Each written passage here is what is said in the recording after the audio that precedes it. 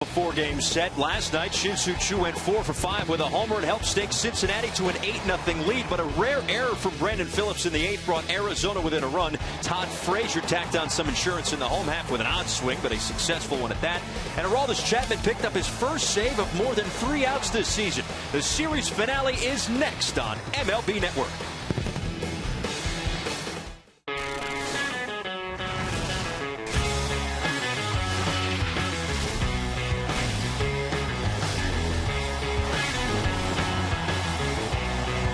And welcome to Cincinnati, Ohio. A lovely afternoon here at Great American Ballpark as the Reds and Diamondbacks wrap up a 4-game set. Cincinnati has taken 2 of the first 3. The Diamondbacks would love to get out of Cincinnati with a split. Of course, huge playoff implications with these two clubs in this series finale. With that, we welcome you inside the broadcast booth. Paul Severino and Joe McGrain. You look at the National League playoff picture. The Braves are running away with the East. The Dodgers look to be running away with the West. The Central's still up for grabs, and the wild card as well.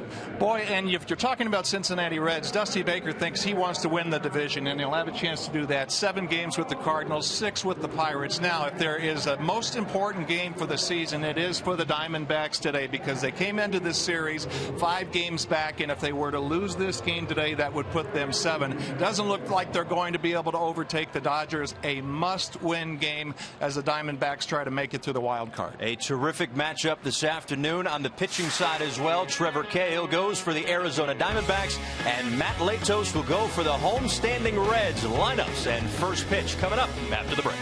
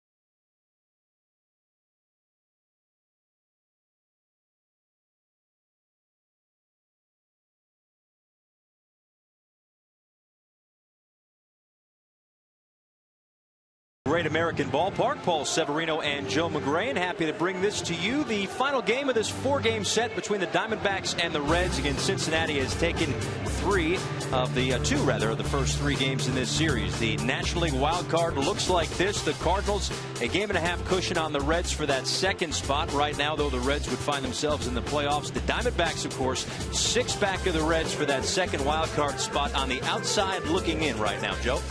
And that's why I say this game is so important for the Diamondbacks to split this series this afternoon. Let's take a look at these starting lineups.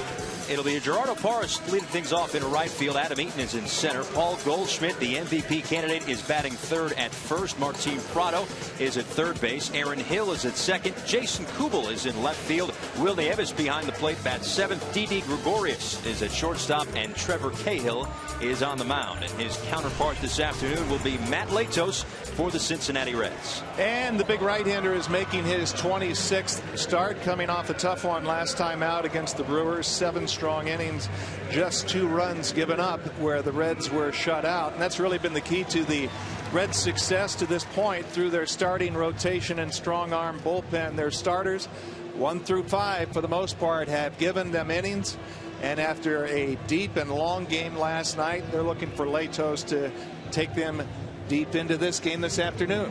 Team ERA is 3.37, which is 4th best in baseball. So Dusty Baker has had a good time watching this staff work top to bottom all season long. And Matt Latos has turned himself into, you can make the case, because Cueto's been hurt a big chunk of the year, the ace of this club. He has, and he has #1 type stuff, kind of a straight over the top delivery. Fastball into the mid-90s, and one of the biggest challenges coming over from the Padres is just learning to control that temperament. Well, he still has it, but it's more generated as against the hitter as opposed to just getting out of his own way, and that's something he's done a much better job of. He's only going to throw about a half a dozen change-ups a game, so you're pretty much going to see fastballs and sliders and a lot of heaters up in the strike zone with good late life. And Matt Latos, not just a product of a tremendous pitcher's ballpark in San Diego. So far this season at home, he's 7-1 with a 3.13 ERA. On the road, 5-3 with a 2.95 ERA. And then across the diamond is Kirk Gibson, a guy who had to use every arm in his bullpen last night in a 9-inning ball game. So briefly spoke to him after the game and said, what are you hoping for out of Trevor Cahill tomorrow? He said 9 innings. 9 innings like he was able to get out of Patrick Corbin a couple of nights ago. Just a beautiful job against the Reds, and both of these starters, based on the condition of both bullpens, need to really get it into the latter stages of the game.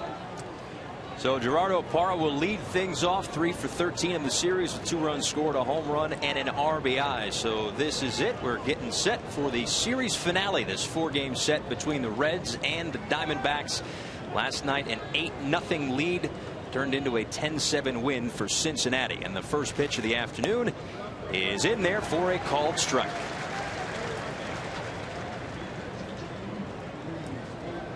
.85 degrees. This is a lovely afternoon in Cincinnati. Great day for baseball.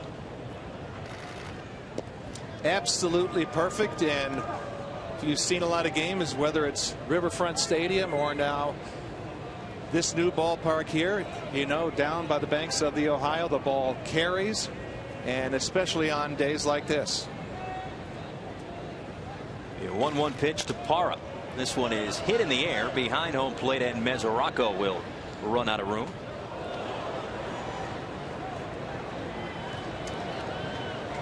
Now, speaking of Mesoraco, he's been getting a lot of the reps behind home plate. Still developing from the glove side offensively.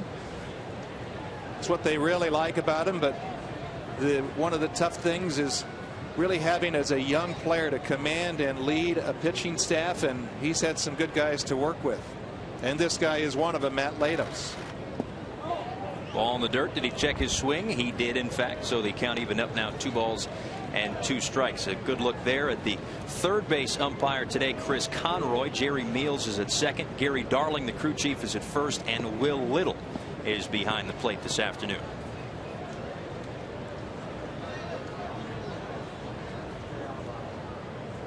The 2-2 from Latos.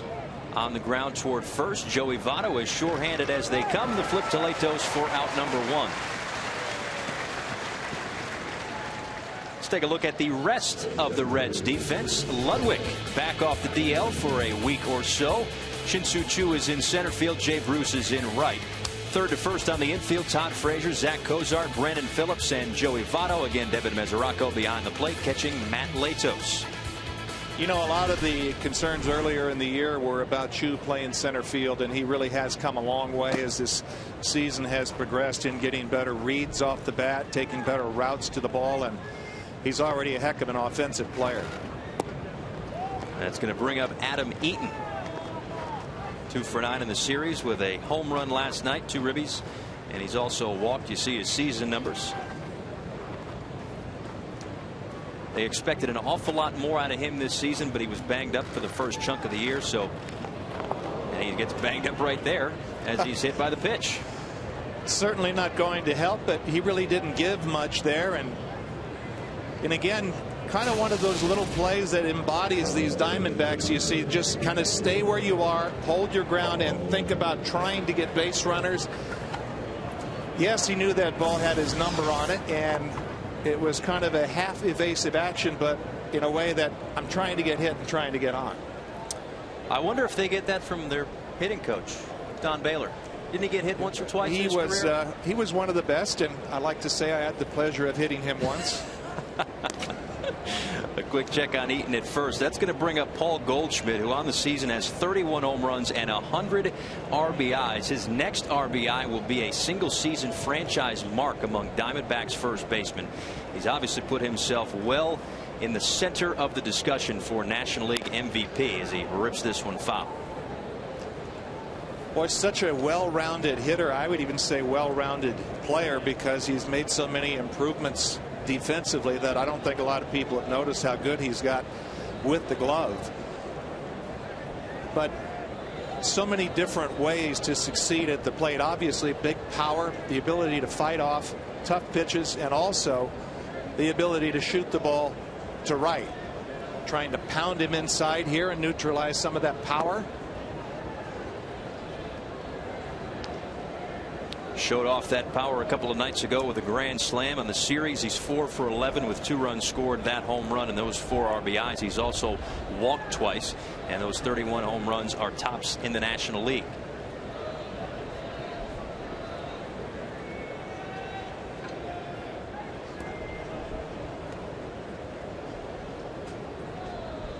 A long look in for the sign for Latos, and he deals a strike. 1 ball and 2 strikes. You know, I mentioned about Latos being a tall guy where he stands tall over the pitching rubber, and that's what you'd like to see, create that great down angle.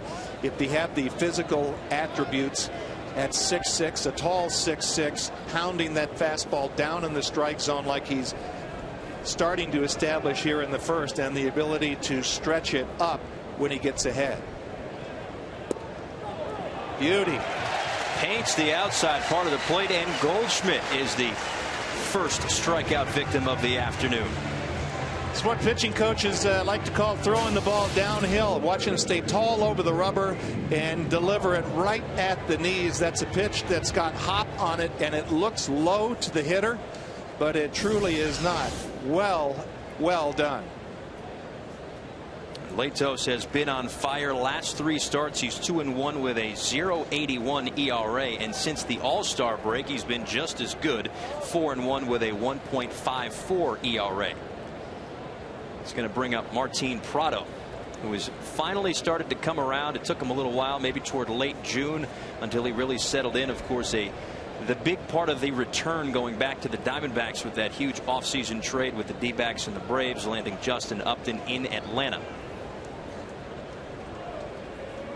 Yeah, for a while, Paul, his heart was still in Atlanta and going back and forth on off days, trying to get more of his life back in Arizona.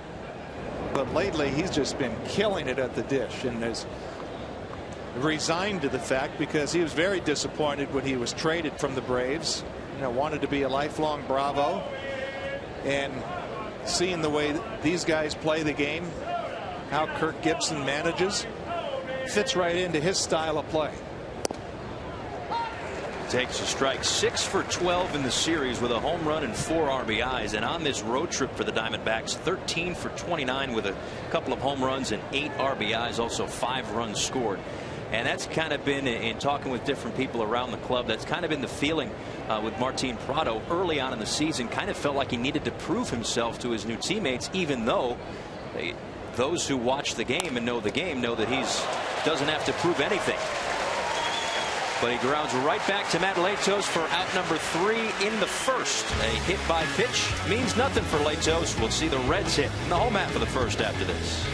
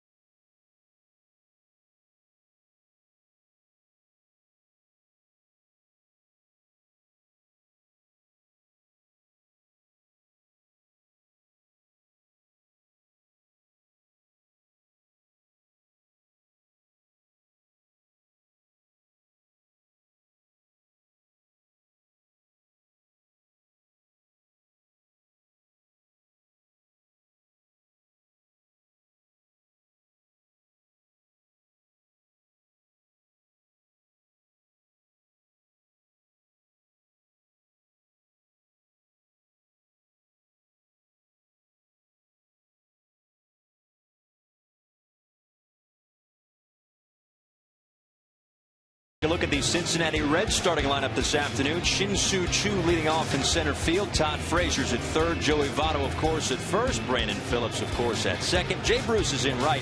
Ryan Ludwig is in left field batting sixth. Devin Mesoraco behind the plate hitting seventh. Zach Cozart, the shortstop, hits eighth. And the pitcher Matt Latos rounds out Dusty Baker's lineup this afternoon. And that's the lineup that will face that man right there, Trevor Cahill with the Arizona Diamondbacks. Trevor Cahill on the hill making his 19th start, and he really needs to get it going. The ground ball specialist, 1 in 6 in his last 9 starts with a 7.83 earned run average. And of course, when he has that sinker going, he's one of the game's very best. Just a few years ago, 2010, won 18 games for the Oakland A's behind that great sinker.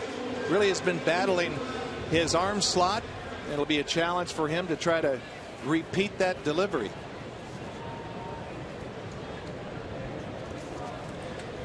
Missed about a month and a half earlier this season with a hip contusion after he took a line drive back off his hip. And he delivers his first pitch of the afternoon outside to Shin-Soo Choo. I think it's probably fair to say the Diamondbacks have not gotten the returns that they would have hoped for in what turned out to be a pretty big trade between the Diamondbacks and the Cincinnati Reds, Arizona Diamondbacks rather, going back to Oakland. Jared Parker and Ryan Cook, who have been key pieces to that Oakland A's club the last couple of seasons.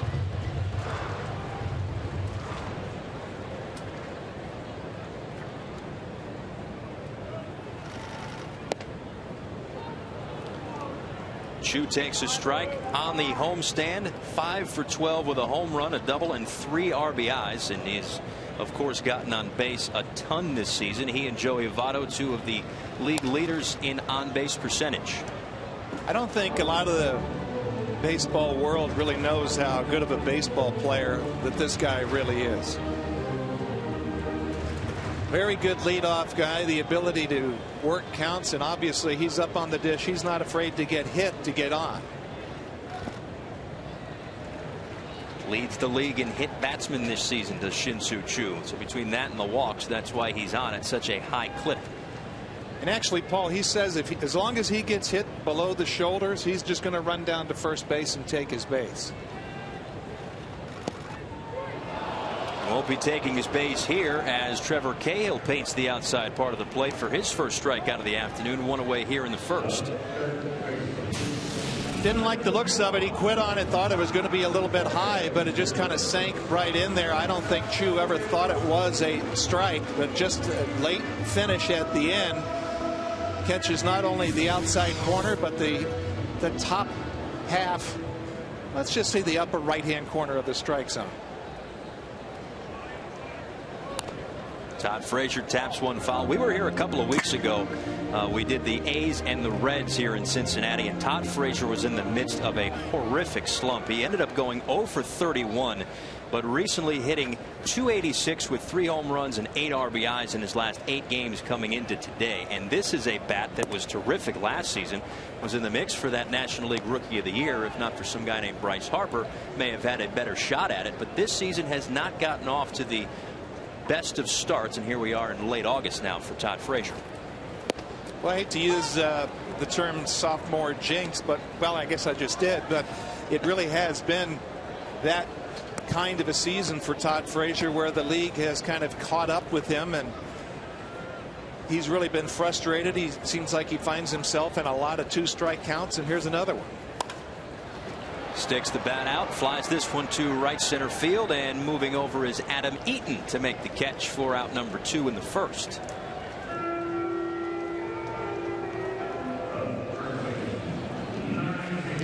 That's going to bring up Joey Votto. We talked about Shin-Soo Choo getting on base at such a high clip. The same thing for Joey Votto as we take a look at the Diamondbacks defense. Jason Kubel is in left. You just saw Adam Eaton in center. Gerardo Parra is in right. Prado, Gregorius, Hill, and Goldschmidt third to first on the infield, and Nieves behind the plate.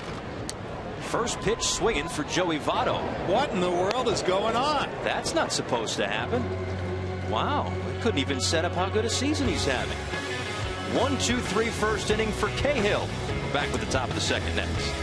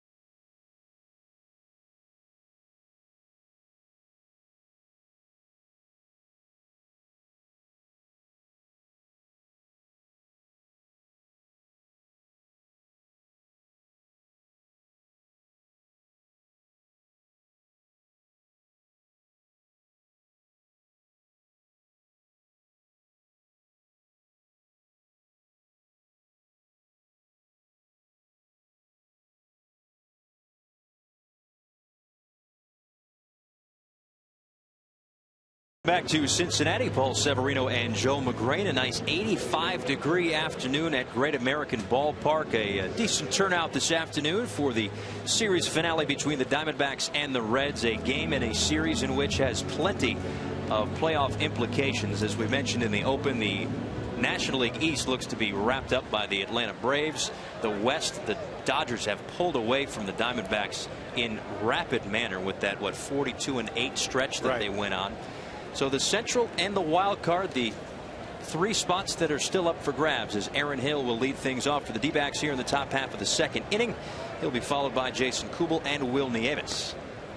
You were talking about Prado in the last inning, and along with Martin Prado, Aaron Hill, probably the two hottest hitters in the Diamondbacks lineup right now. Hill, just a predominant gap-to-gap line drive hitter. Saw his 13-game hit streak snapped last night with an offer, and he flies out here to Jay Bruce in right field for out number one.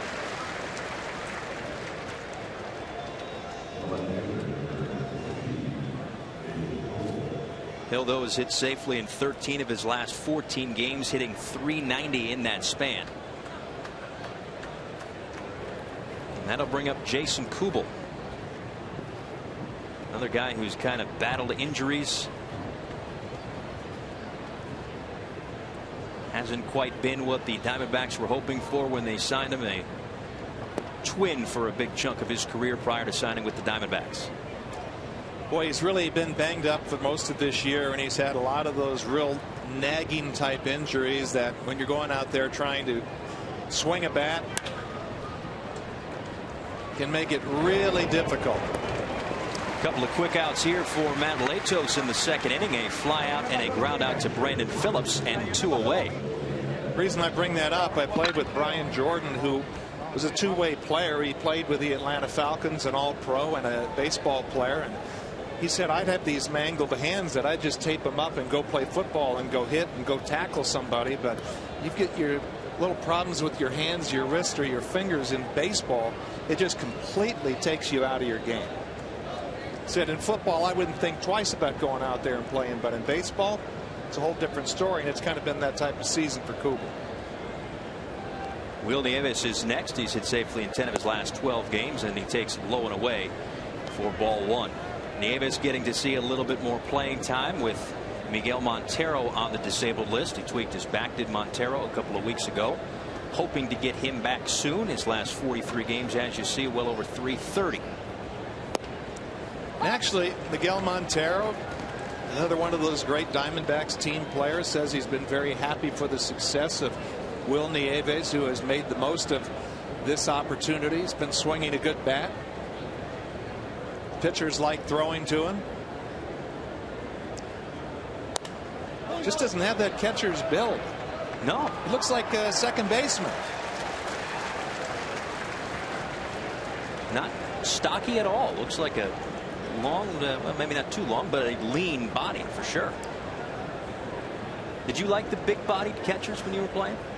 Yeah, I didn't like the guys that caught real spread out. The guys that really kind of looked like they were hiding behind the glove, where you saw nothing but the mitt. That was the perfect combo. Did he go? He did. 19 pitches. Check that, 20 pitches now through 2 innings for Matt Latos, making quick work of the Diamondbacks. Home half of the second coming up.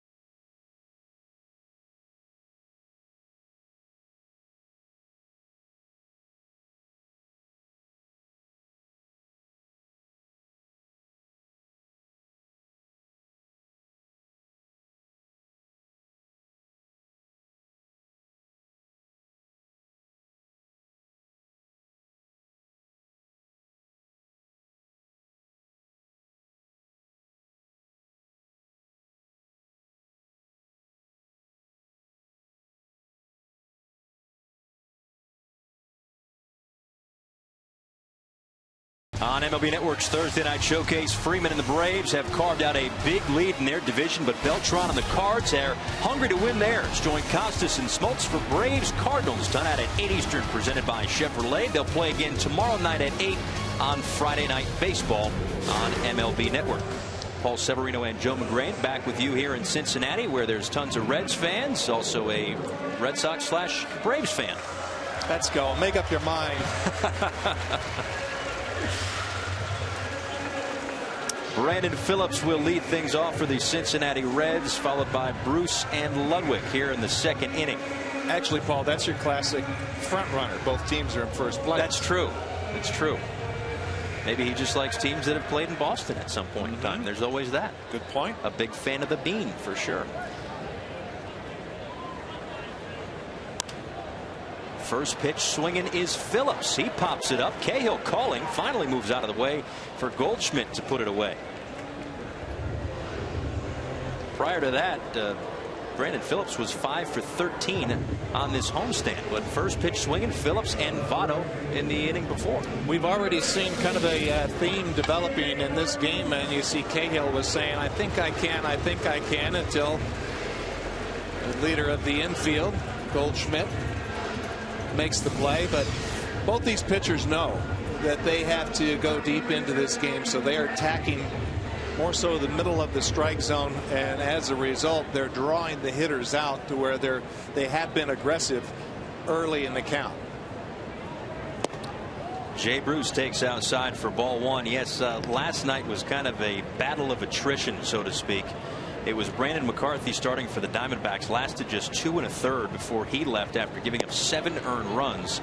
And Mike Leake was stake to an 8-0 lead, but he could only get into the 6th inning before they had to hand it over to the bullpen. Again, the Diamondbacks used every bullpen arm that they had. The Reds had to use Parra, Hoover, Broxton, and Chapman. And the use of Broxton last night has led to another DL stint for the big righty. He's going back on the disabled list, re-aggravated that elbow injury.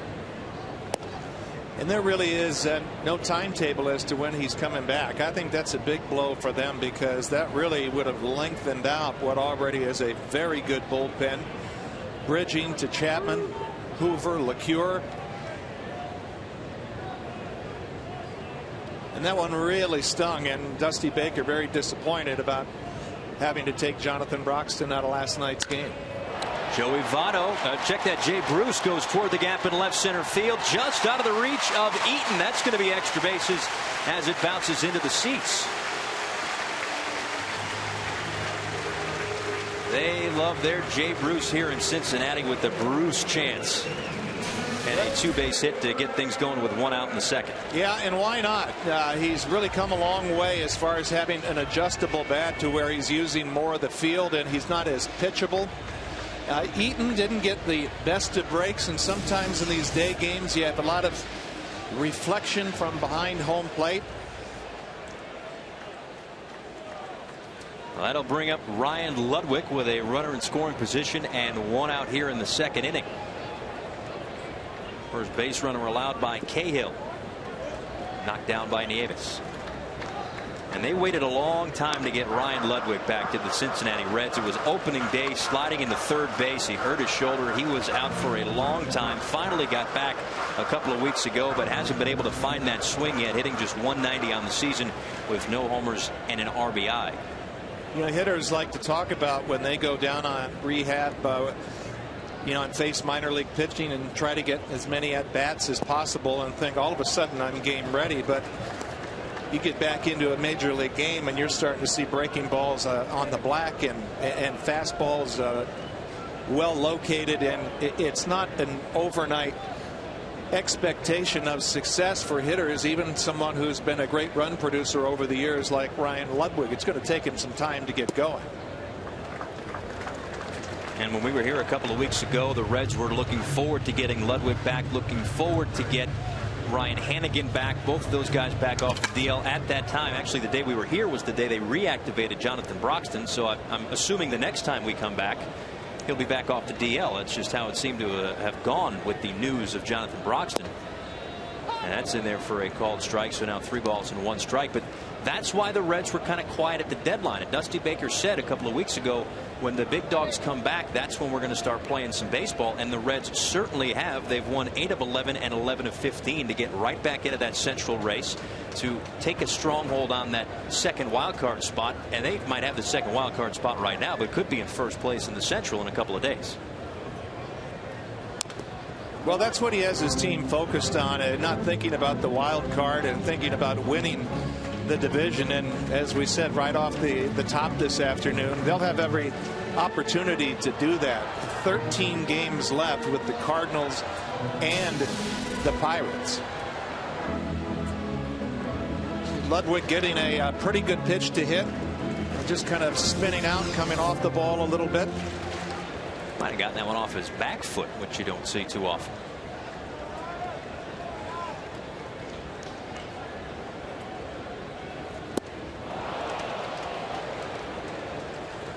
.75 miles an hour, so Cahill took something off that for strike 3. Boy, that was great recognition by Nieves and also Cahill, seeing how Ludwig was pulling off the fastball on the previous pitch, and you see everything just leaves. The front side leaves, and just a perfect pitch selection. And that's about reading the hitter, and that's when you really take off as a pitcher, when you're not worried about what your delivery is, and you're watching what the hitter's doing and making pitches according to how he's swinging. But that's been the big challenge for Cahill this year, is mastering that release point, which is why you've seen a guy have so much inconsistency. Knocked down in the dirt by Nieves, and Bruce retreats back to second base. So Devin Mesoraco ahead in the count, 1 ball and no strikes. And for Cahill, again, the season's been broken up by the injury, but in his last 9 starts, a 7.83 ERA to go along with a 1-6 record. And if the Diamondbacks are going to get back in this race, they are going to need this guy to figure things out, maybe get something out of Brandon McCarthy, because their starting pitching has certainly let them down. 26 pitches into this ball game, obviously still early. He looks a lot better than he has looked, obviously, in those last 9 starts. Well, the 2 guys who have been pretty much carrying the mail for the Diamondbacks have been Wade Miley and Patrick Corbin, 2 young left-handers, and both have pitched very well in this series. And if Cahill's able to step up this afternoon, and what I think to this point is the most important game of the season for the Diamondbacks.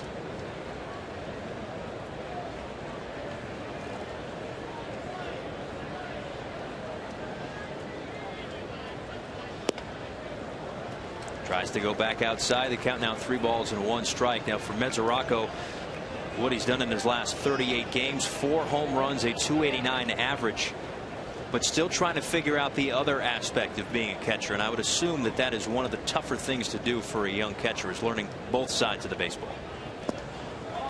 It is, especially for young players, because there's so much thrown upon you. You've got to learn the personalities, the strengths, the weaknesses, the quirks of a 12-man pitching staff, and how to be a leader behind the plate, and also do the proper work to continue to develop offensively. And right now Mesoraco is more ahead of himself offensively than he is defensively, and he has been improving defensively, though.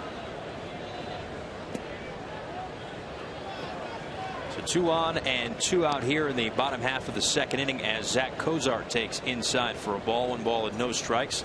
On the homestand for Cozart, 3 for 10 with 2 RBIs and 3 runs scored, hitting 8th today. And he'll try to keep the line moving so that Matt Latos doesn't have to lead off the next inning.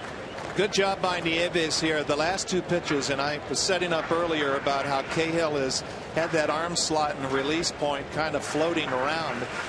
Nieves tried to stick that first pitch to try to get that borderline call, wasn't able to get it. And the last pitch, Cahill was underneath it, which is really a death move for a sinker ball pitcher. You have to be on top or slightly to the side of the ball, and really he's just got to think about more, the catcher's mask or the chest protector or the middle of the plate, because if he gets the ball out front in this proper release point, he knows because of that great movement, it's not going to end up there.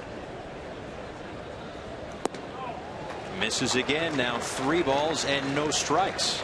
Taking a look at the delivery here, and you see he's kind of battling a little bit this inning on the first base side of the rubber to give that sinker a chance to break and to be able to hit both sides of the plate with it. And these last couple of pitches, other than the first pitch of that at bat, have been way off the charts in kind of a small sampling of his season. And I think Charlie Nagy spotting that is going to try to settle this down right now. This is more about the mechanical aspect than it is the fact that the bases are loaded here.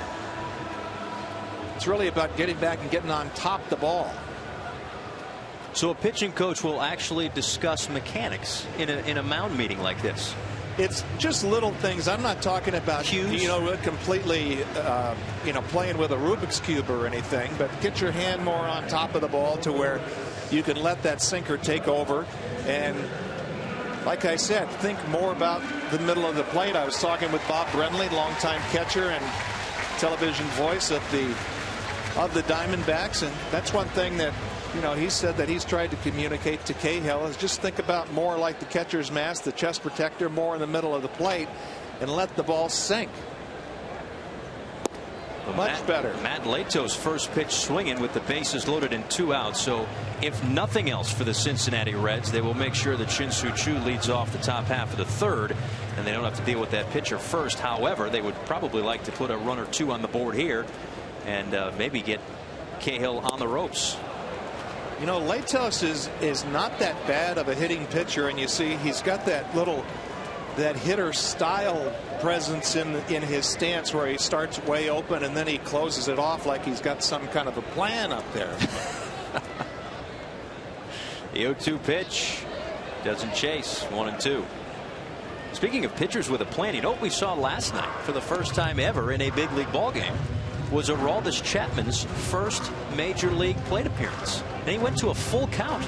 Talk about a pitcher with a plan. Yeah, he's earned that reputation that he's going to be selective at the plate.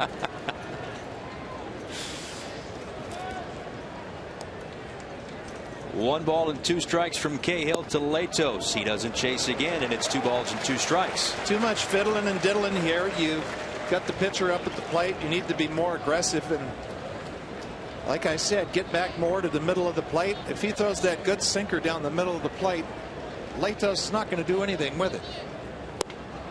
There you go. What were you saying? So Cahill works into and out of a bases loaded jam by striking out Latos to end the inning. We're coming back with the top half of the 3rd from Cincinnati next.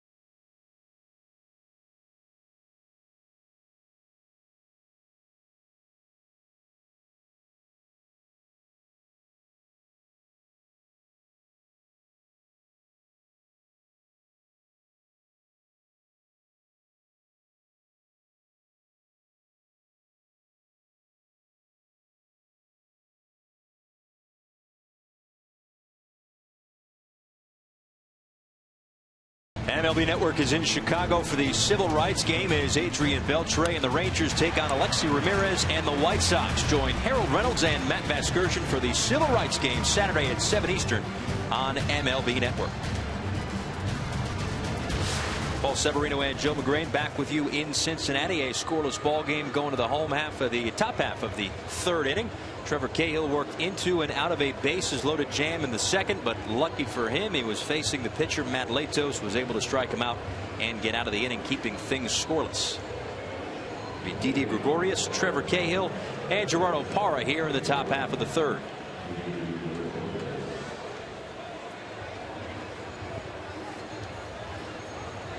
Gregorius and the center fielder for the Reds, of course, tied together with a offseason 3-team deal between the Diamondbacks, the Reds, and the Indians.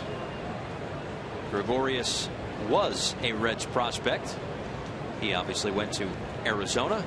Shin-Soo Choo was in Cleveland. He obviously came here, and Drew Stubbs went to Cleveland. There were other parts in that trade, of course. Well, what the Diamondbacks were trying to do was firm up their defense, and he has continued to play spectacular defense, and they think that he's going to make offensive improvements, although he's had a little bit of a slide lately. 1 for 6 in the series with a walk as he swings through that one and quickly down to the count, no balls and 2 strikes. Actually, Brandon Phillips said that he's one of the better defenders that he's played with. Very complimentary about his skills.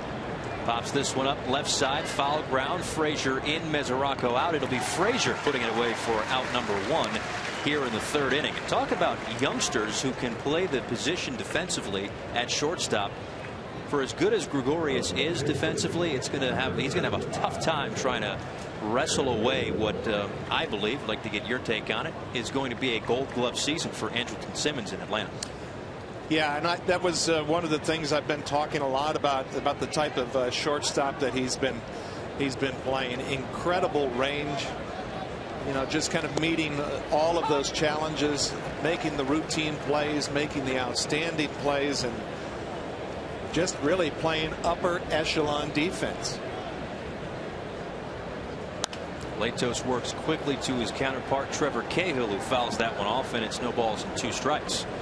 And Latos not wasting any time this afternoon. Already has an out here in the third, 25 pitches, and he is perhaps another strike away from being through 2 2/3 with 26 or so pitches. Well, he's like I said, yeah, he's a great competitor and not messing around. Finishing off the pitcher there, has designs on getting 27 outs. He's getting it and throwing it. He's being economical, which is actually a very good sign for someone who is on occasion can run some deep counts. Pretty economical today.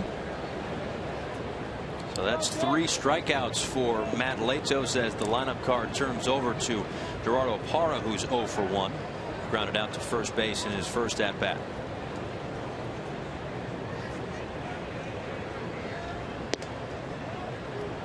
Mentioned the 3 strikeouts for Matt Latos, and assuming that they make their remaining scheduled starts, Homer Bailey, who's at 161 strikeouts, and now Matt Latos, who's at 163, on pace to become the first set of Reds teammates to record at least 200 strikeouts each.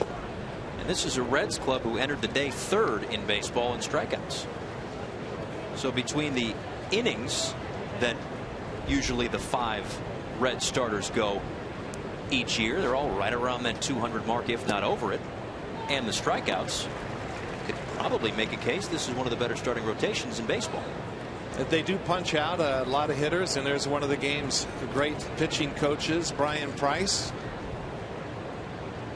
who's obviously pretty thirsty this afternoon. Parra fouls it off. What makes a good pitching coach? I don't think there's really one set way.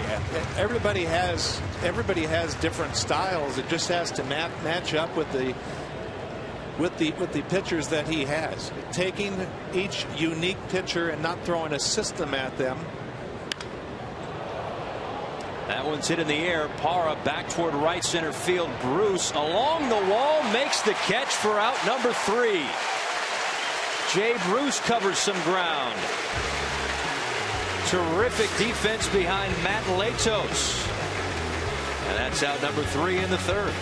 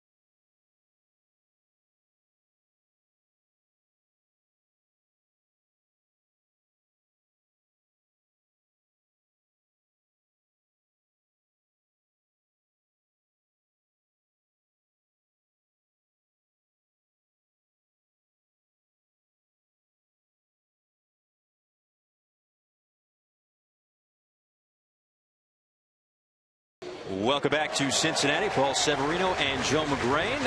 Is that how you got to the ballpark today? Took a little boat across the river? I'll tell you, it's not that far. Nobody wants to hear the type of hotels we stayed in, but that is a beautiful way to get to the ballpark if you're in Kentucky. Do you bring your yacht everywhere or no? No, it's more of a dinghy. Bottom of the third, top of the lineup for the Cincinnati Reds, Chu, Frazier, and Votto. Chu 0 for 1 with a strikeout in his first at bat this afternoon against Trevor Cahill, who misses outside for ball 1.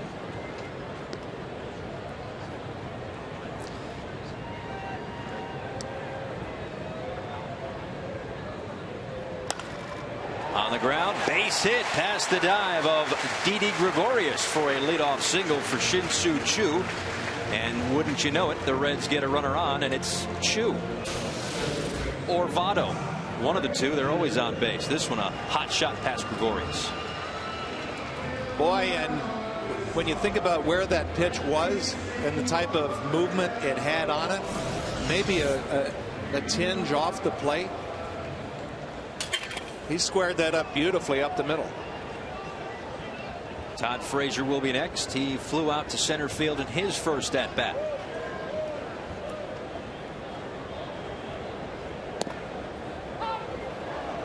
Cahill gets the benefit of a high strike, and it's 0-1. Frazier's just been in a tough spot. You just look at some of the swings. They've been awkward. They've been almost like he's trying to find a piñata in a dark room or something. And it's not like he's on that back leg and just really balanced and tracking and letting the ball travel. Seen back in last night's game,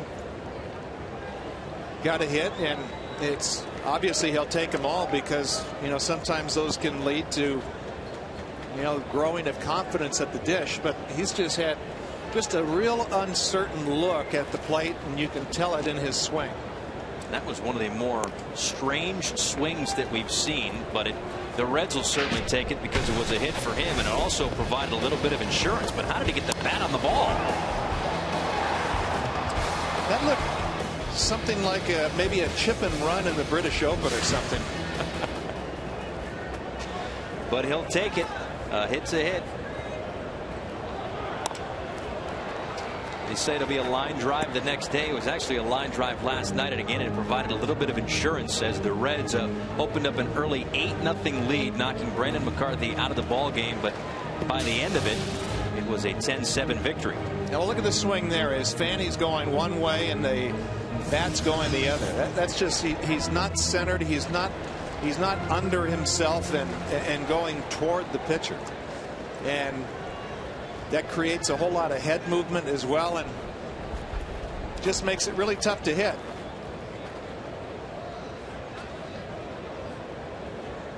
He had one swing last year against Jamie Moyer, I believe. Do you remember this? He hit a home run, and if you slowed it down from about that angle that we're looking at right now, he did not have a hand on the bat when the ball hit the bat, and he hit it out for a home run. And it's not like Jamie Moyer's got Randy Johnson type velocity.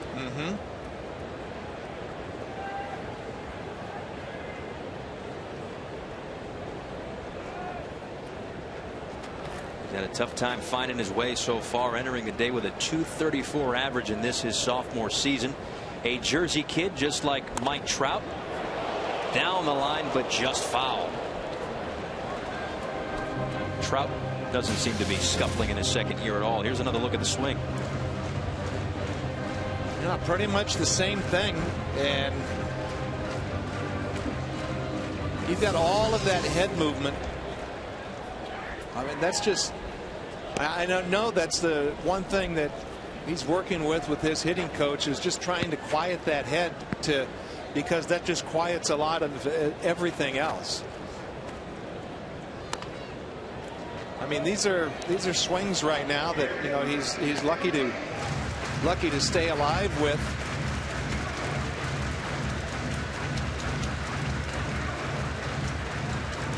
And it's one of the more difficult things when you're struggling, when you've got to think about getting yourself into situations where you're into hitters counts where you can free yourself up mentally, but again, another 2-strike count, pitchers count. And a swing and a miss. Scoreless here in Cincinnati. Is there a score in Detroit? We get an update with Alana Rizzo. Alana.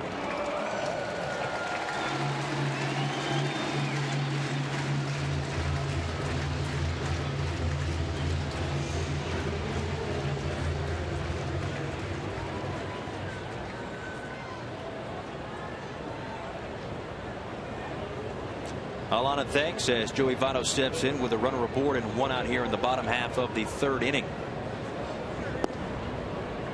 And Joey Votto takes a ball outside. Votto 0 for 1 with a ground ball to the right side, but it's not just the fact that he grounded out. Big deal.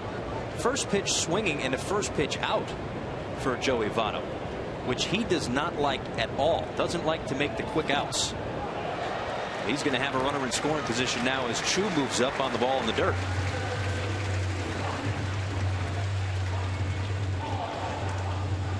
You know, that's a point you make, Paul, that can, you know, lead to so many conversations in so many different directions. And, you know, the one thing you did talk about, he's their $250 million man, and, you know, you'd like to see him kind of turn and burn and start hitting more home runs, and he's more conscious of the middle of the field, working the count, taking his walks, and Brandon Phillips hitting right behind him has definitely been the beneficiary of that.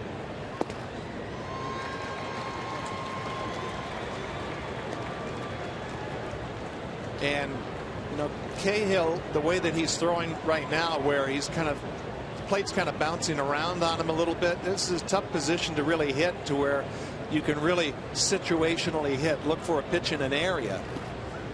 That one gets away as well, and Chu will move up from second to third as Votto takes first on the walk. So now first and third with still one out here in the bottom half of the third inning for Brandon Phillips, the Reds' top RBI man this season. And that was more of a byproduct of not Joey Votto drawing a walk, but Cahill throwing the ball all over the place.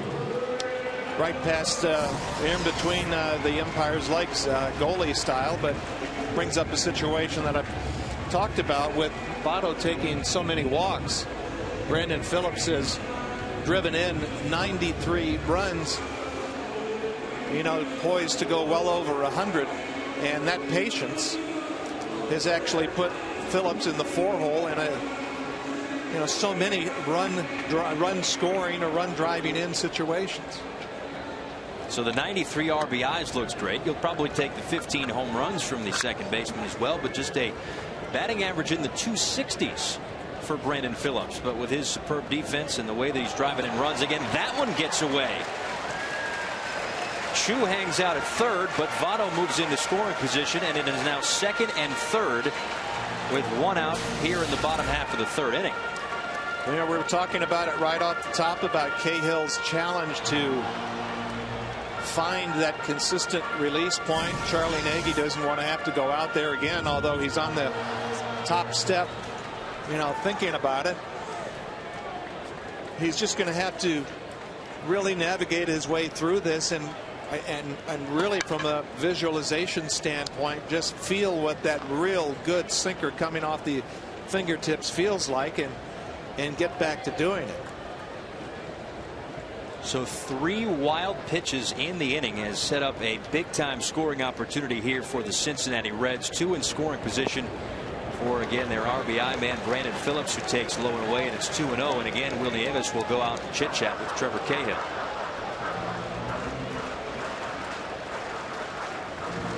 So the second visit of the afternoon here for Charles Nagy, and again, they would love to stay away from the bullpen if they can. Brandon McCarthy gave him only 2 1/3 last night before departing after giving up 7 earned runs, but everybody got some work. Tolmenter, Harris, De La Rosa, Thatcher, Bell, Ziegler, Putz. That's everybody. They would, if that game went extra innings, they would have had to go to, I think it was Wade Miley that they were going to have up as the long man. Well, they thought they were out of it. They were down 8-0 and came back, scored 7 runs, got it to 8-7 before the Reds pulled away. But I don't like what I'm seeing out of Cahill at all right now. It looks like he has no feel for the baseball. Talking about a guy that when his plan is simple, he's trying to think about splitting the plate and letting that movement with his sinker take care of itself. But you're seeing these misses east, west, and just a complete breakdown of his mechanics. We've all been there where, the baseball feels like a grapefruit in your hand, and he just has no feel for the baseball right now. And with those 3 wild pitches in this inning, it's taken him out of a double play situation where he could use that ground ball, that sinker ball that he's got. Brandon Phillips will have another RBI here as Chu scores the first run of the afternoon on the 4-3 putout. Reds with a 1-0 lead. See how it works out sometime without that wild pitch. Might be out of the inning with that good sinker that was delivered in the middle of the plate and around knee high. He can rack up some ground balls, but it's puzzling because his type of game should be a simple game, meaning that not a whole lot of scouting reports and not have the catcher move this side of the plate and that side of the plate, but more thinking more towards the middle and just letting that ball sink. Bruce doubled in his first at bat, but was stranded back in the second inning, as it's again 2 balls and no strikes here.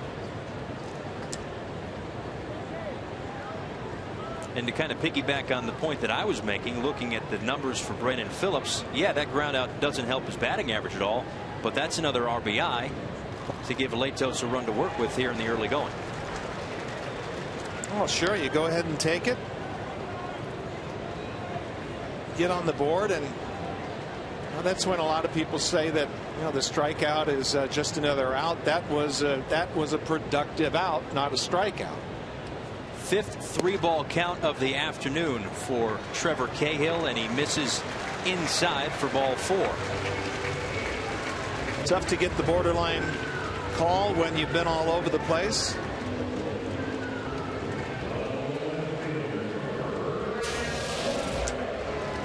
He thinks this is a strike until you can tell by his body language, but Nieves is already on the other side of the plate, having to reach over across. It is a strike, I think. For where the ball is, you're saying. Right, but you know, when you see a catcher having to really reach like that, the last thing an umpire wants to do is be hearing it from both sides. The guy's got to receive it pretty well, and especially the way he's been throwing lately, he's not going to get that pitch. Third walk of the afternoon for Trevor Cahill. And here is Ryan Ludwig, who struck out in his first at bat.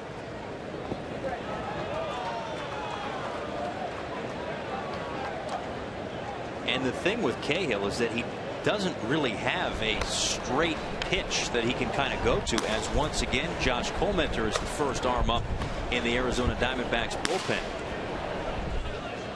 Well, this is really just and Davis is going to go out there again, because I think Kirk Gibson would like to, the way Cahill is thrown, would like to get Colmenter in there as quickly as possible, because he's just seeing real inconsistency. How many? I mean, I don't make a habit of charting bounced pitches, but there's been a boatload in this inning, and there have also been a lot of these left to right, east west misses, to where his whole plan of attack is out of whack.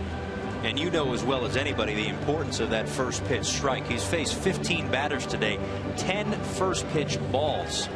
So he's putting himself in that early hole, as he's done here with Ryan Ludwig. Misses low again. You know, the other thing that we were talking about right off the top, about this is really at this point the game of the year for the Diamondbacks. I mean, they've got to get this one. Yeah, you hate to count a team out with still a week or so left in August, but the way the Reds have been playing, the Pirates, the Cardinals, and the deficit that they face in the National League West, you'd think that six-game deficit will look a lot different at 5 if they can win this one than it would at 7 if they were to lose this one, especially since they won't be playing the teams in front of them outside the Dodgers. Ludwig down the line to foul. I think Ludwig has Cahill right where he wants him, because he's just thinking about strikes. So he's kind of pushing the ball a little bit instead of just really turning it loose, because, like I said, he doesn't have a good feel for the baseball, so he's kind of guiding it. And this is when a pitcher can really be had. His pitch is a lot more flat. The sink is not the same. This one hit into left field down the line. Wow. Just foul. Third base umpire Chris Conroy with the call.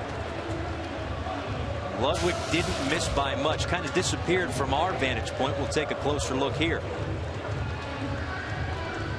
8 inches. Not by much. And a guy like Ludwig certainly could have used that one.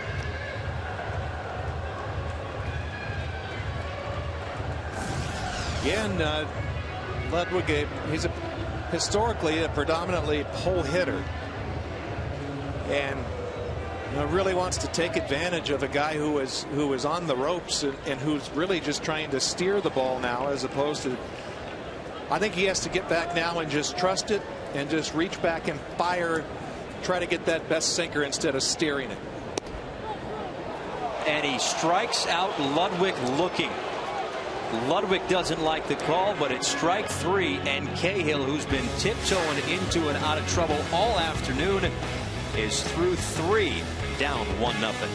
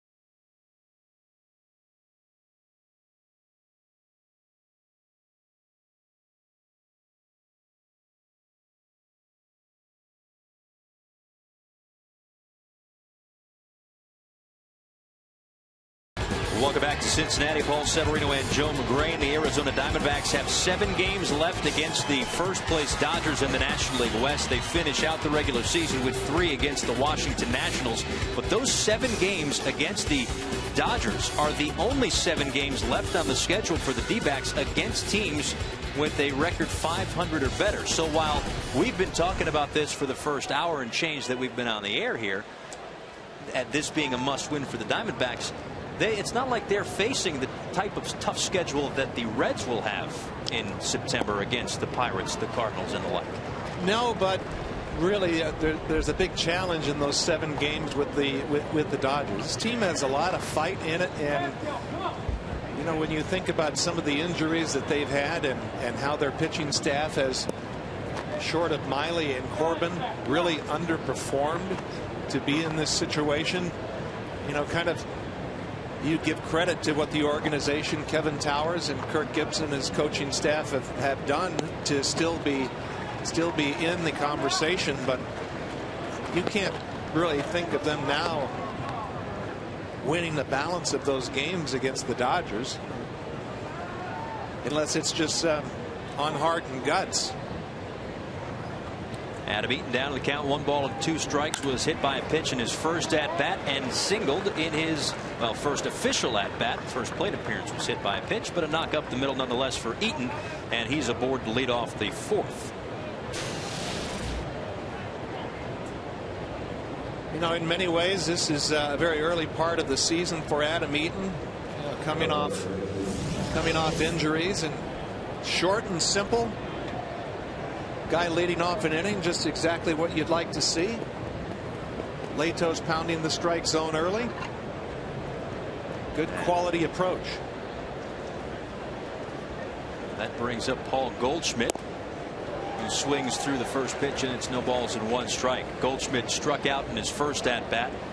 6th player in Diamondbacks history with at least 30 home runs and 100 RBIs. Has, again, as I mentioned before, put himself on a short list of National League MVP candidates.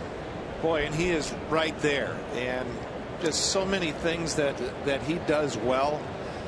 Just a super classy individual, and through all of this incredible breakout MVP type season that he is having, he's finishing his degree, right? Yeah. Yeah, online. He's still taking courses. He's in the lobby of hotels when they're traveling around. While other guys are exploring the city, he's trying to finish up his degree. And from what we heard prior to the game, they're going to have a nice little ceremony for him once he does that. So Paul Goldschmidt, again, and having spoken to a few people around this club the last day or so, it's all good reviews. And as for as good a baseball player as Paul Goldschmidt is, and he has been terrific. He's what was the description we heard today? A guy that you would want your daughter to marry. Yes. Yeah. So Kirk Gibson certainly happy to have Paul Goldschmidt on his club. And right now, in a game in which we talked during the break, feels like it could be about a 5 or 6-0 lead here for the Reds with Goldschmidt's power. Wow. Line drive up the middle. It could have been 2-1 in a second, but a base hit nonetheless, and that's going to bring up Martin Prado with 2 on and nobody out, and now Latos is in a bit of trouble. Pretty to watch him swing. It's you know, most of the left-handed hitters have the elegant swings, but I just see efficiency right there. Look how direct the route is to the ball. Very, very quick hands for a big guy with Killebrew type power. It's not you know, a big lock and load type swing. You know, it's just pick it up, put it down, and just hands go right to the ball. The bat goes right to the ball. Those are the kind of swings that last a long time. Martin Prado 0 for 1. As Latos misses low and away for ball 1. But you're right, Paul. You know, it feels like it should be Reds 6 and Diamondbacks nothing, and we talk about the fight in this team. Cahill's he's been poor to this point, and Diamondbacks putting something together.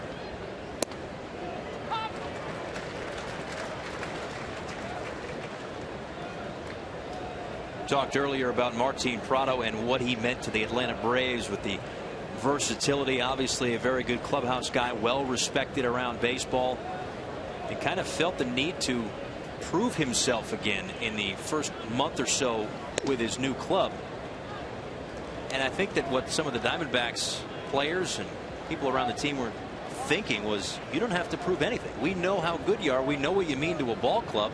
And since he has been able to figure things out, maybe get some closure, as we discussed, a trip back to Atlanta, get some closure on that chapter of his baseball life, he's been a completely different baseball player, and what the Diamondbacks would have liked to get, because that was the story around that trade, was on the Diamondback side of things, was whispers of, hey, we might be getting Prado. This could be a great deal for us.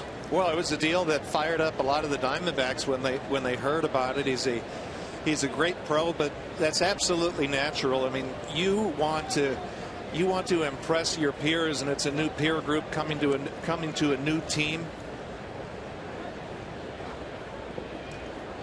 He's always kept himself in impeccable shape, and he can play so many different positions, and on a good team that is invaluable, because it allows you to rest some of your regular players and keep everybody fresh throughout the season. But he's just not a super sub. He is a solid, great pro.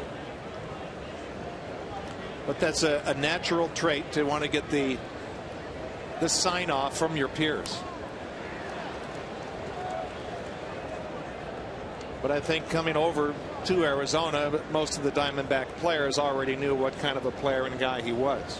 And he's obviously shown that since the end of June. In fact, more recently, he's hit in 9 straight, despite being 0 for 1 this afternoon, hitting .393 with 19 RBIs in his last 19 games. I'm no math major, but I think the average is an RBI a game. Something like that. But a big spot here. Another 3-2 pitch from Latos to Prado. Tap to Cozart, who takes it himself over to first, and a double play.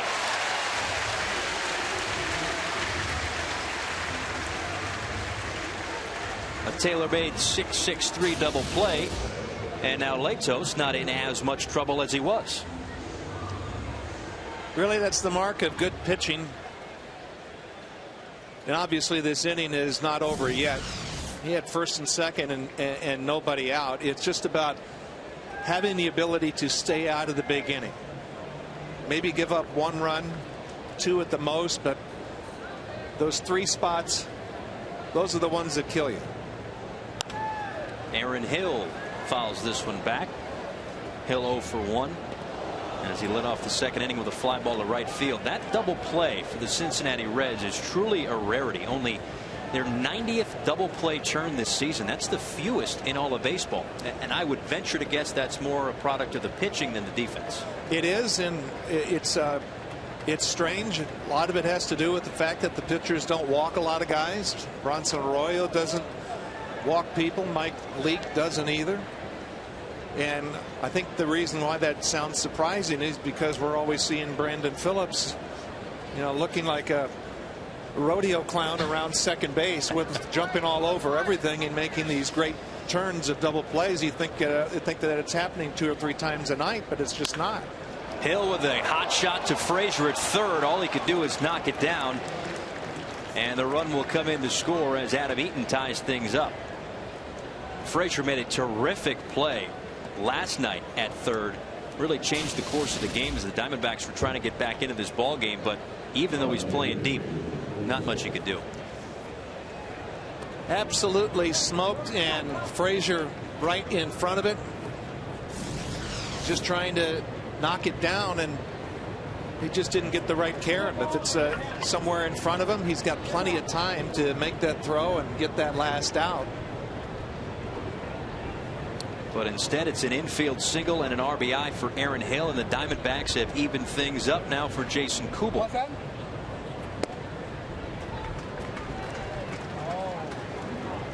Still like the way Latos is throwing compared to Cahill. Got the big double play. Has designs on just keeping this a 1-run inning. Gets right back to the strike zone again. Still continues to be aggressive.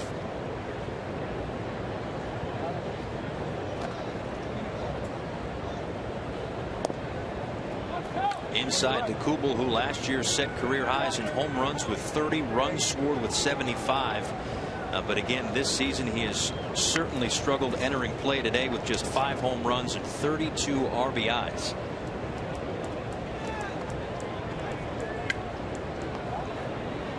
His name was thrown around at the trade deadline for some possible left-handed pop, along with his former teammate in Minnesota, Justin Morneau. But here we are in the last full week of August, I guess, and those two guys still with their clubs that they began the year with.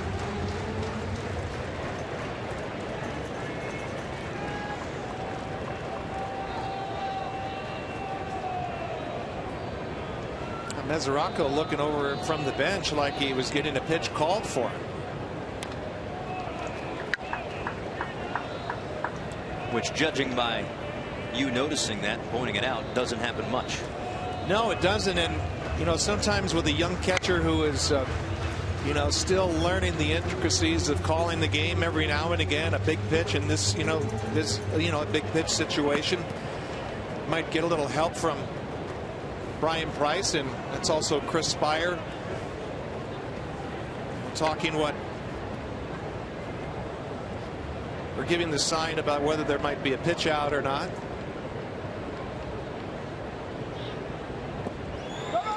Kubel goes fishing, but the ball gets away, and Mesoraco will throw down to first. Picked out of dirt by Joey Votto to complete the strikeout and keep that inning from getting a little bit worse. Nice job by Votto, but a run comes home. We're tied at 1.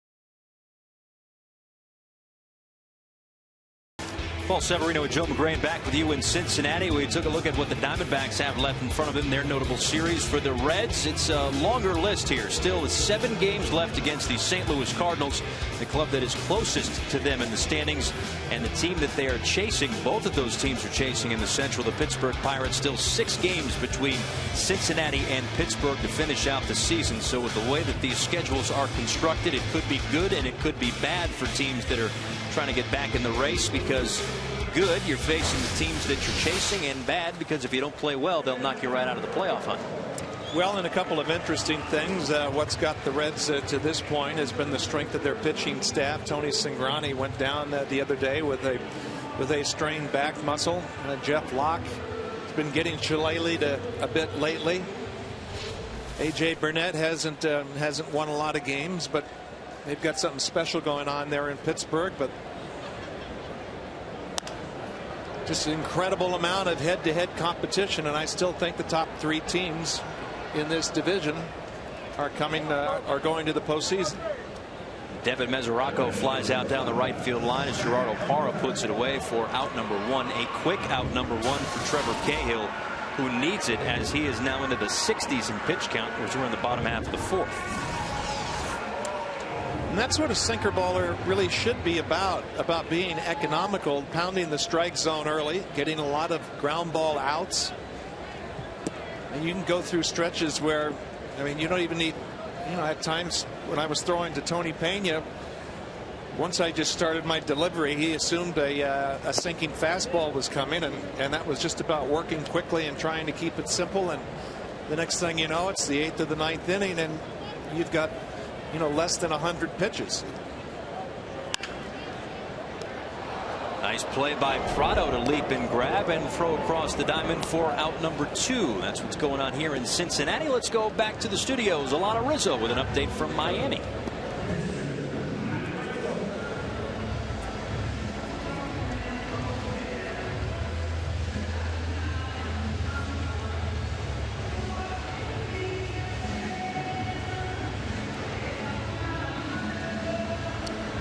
Alana, thank you very much. And it has nothing to do with the fact that I picked Clayton Kershaw to win the Cy Young in the spring. Me too. But just give it to him now at this point, right? Well, and he may have to do it all himself today. Quick turnaround for the Dodgers with South Beach being so close. Just kidding. Matt Latos takes low for ball 2, and it is 2-0. The lads did enjoy a little bit of the nightlife, and as young ball players will do from time to time. Who clearly have LeBron James in their cell phone. 2 balls in now, 1 strike here to Latos, who could have helped himself back in the 2nd inning, but he struck out with 2 outs and the bases loaded. And that was one of what's been 2 or 3 jams already here for Trevor Cahill, as there will be no jam in the 4th as Prado goes across the diamond for out number 3. Now that's a real inning right there. Yeah, a real quick one as well. We move to the 5th in Cincinnati.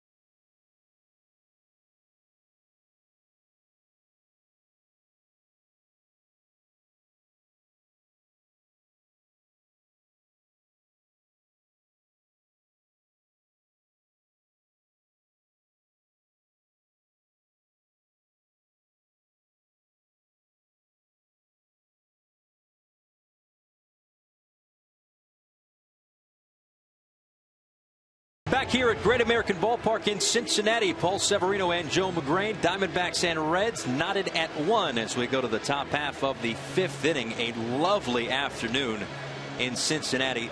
I would venture to guess this makes a short list of great day game ballparks. Absolutely. I put the other one in Pittsburgh along the 3 rivers.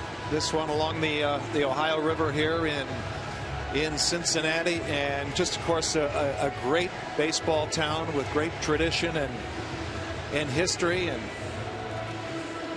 that's been something that's really been neat to see. The big spike in Pittsburgh with their fan base, what the Tigers have done, so many people showing up every night to watch them play, and Now, we didn't get a chance to really touch base, you and I, before this series, because from what I understand, you were in one of the edit rooms back in MLB Network trying to put together what was a 12-minute feature on your opening day home run in Cincinnati back in the 80s. Is that true, or am I fudging the numbers a little? It was kind of like the singer Terry Jacks, who sang "We had joy, we had fun, we had seasons in the sun." I was doing a medley of my one hit. Will Nieves taps this one right back to Latos, who fields his position, throws to first, and a one-pitch out here in the top half of the 5th inning. So Nieves grounds back to the mound, and it'll be Gregorius and Cahill here in the 5th. Paul Severino and Joe McGrain back here in Cincinnati. That's what you like, the quick outs if you're Matt Latos. Just challenging the middle of the strike zone with a get-me-over slider. And, you know, he throws a handful of breaking balls and a handful of changeups, but he's pretty much fastball slider. And the other thing that I think is interesting, coming over from San Diego, which was a real pitcher's ballpark, to a real hitter's ballpark here in Cincinnati, there has not been that much deviation. He's 3.13 at home, and what is he, 2.95 on the road? Yes, 3.13 on the road, 295, or at 3.13 at home, 295 on the road. So you got it right, and then I went ahead and screwed it up. Here's Gregorius popping this one out to shallow center field. Zach Cozart calls off everybody for out number 2. But what he has really done is a beautiful job since he's been with Cincinnati of throwing the ball downhill. And you know, the mound is 10 inches high, and when you've got a guy that's 6'6" that looks like he's 8 feet tall standing on top of the hill, and you're throwing it downhill, those knee-high strikes look like they're a lot lower than they are. And the other thing is this, unless you have just a real predominant uppercut, just the plane of the swing, it's tough to do anything with it, especially when he's rushing it up there into the low to mid 90s. He hasn't thrown too many fastballs up there, but that's what he can do when he gets ahead in the count, when that pitch looks really good after he's thrown a handful of pitches down in the zone. 1-1 pitch to his counterpart Trevor Cahill. To right field, Jay Bruce back a few steps for out number 3. So another 1-2-3 inning for Matt Latos, and we are tied at 1 going to the bottom half of the 5th.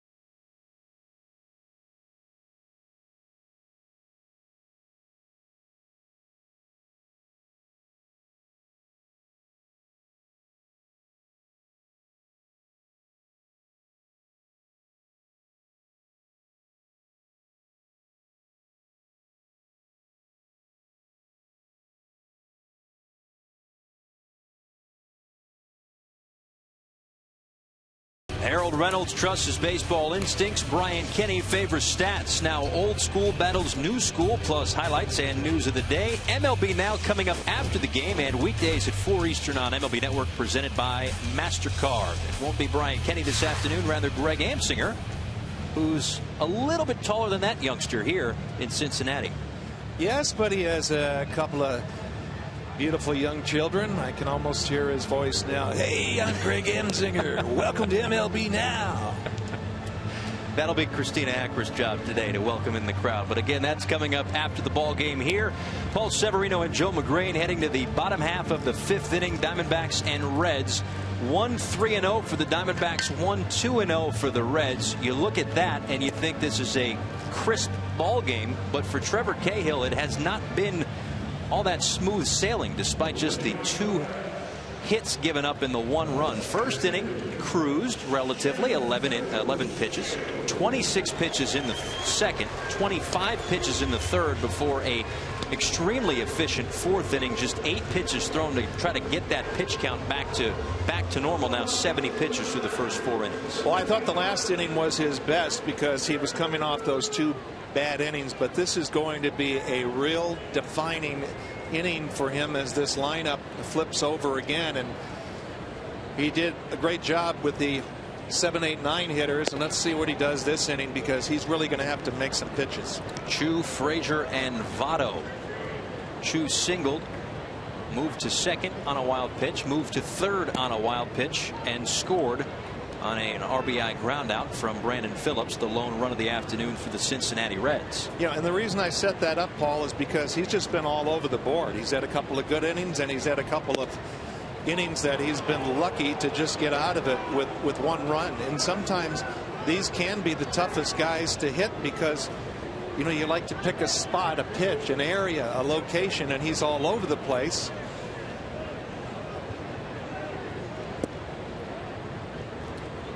Misses low in the count, now 2 balls and 2 strikes, and far be it for me to judge an umpire's strike zone, but it seems as though the home plate umpire today, Will Little, has had a high strike zone, and that's kind of benefited it seems Trevor Cahill a bit, because as you mentioned, he has not been down with the sinker. He's been up and he's been getting some strike calls.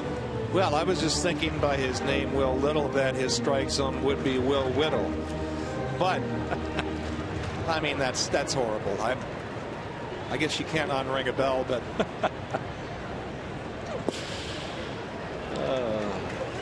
it has not been easy for him with Cahill on the hill because he's not been consistently locating, and you know, for an umpire that, you know, is trying to, you know, move along with the game, and they like to get into rhythms too.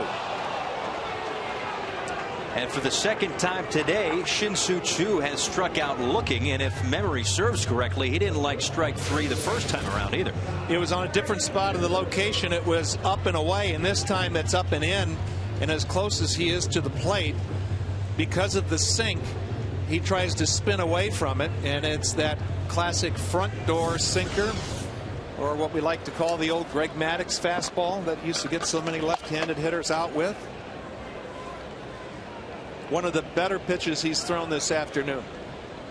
I'll bring up Todd Frazier, who's 0 for 2, a strikeout and a flyout to his credit. One big hop to Digi Gregorius over to first for out number 2. Yeah, I mentioned, Paul, that he had that cruise inning in the 4th, and he's on his way now in the 5th to doing just that. And this is when he's just kind of pawing around behind the rubber, behind the mound. This is when he has to not have any lapse in concentration and really get back on the attack and try to finish this last hitter off. But it's toughest hitter in their lineup and one of the toughest hitters in the National League. Joey Votto takes a ball, and that's something interesting that Joey Votto just did there, taking a pitch and not even moving. Didn't move out of the box like he's doing right now, moving the dirt around. He has done that from time to time. I don't know if it's the footing that he likes or what. That's really based on the 2 quick outs, that he's just trying to stretch Cahill out and do that. And then go the other way with a base hit. But he's done that from time to time. He'll take a pitch and he just stands still. He's ready to roll.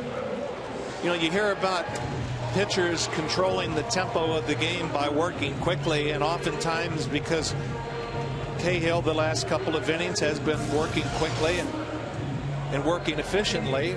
Hitters try to get some of that cadence back themselves and slow the game down. So Votto is bound and determined to make sure that this is not a quick inning for Cahill and brings another good hitter to the dish.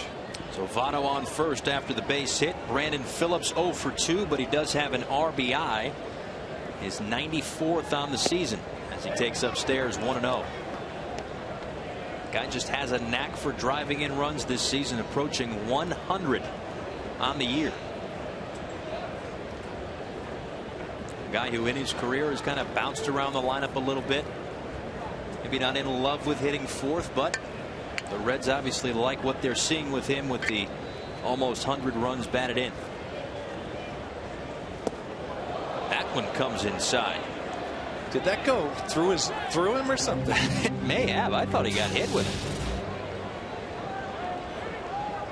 I don't know how he didn't get hit.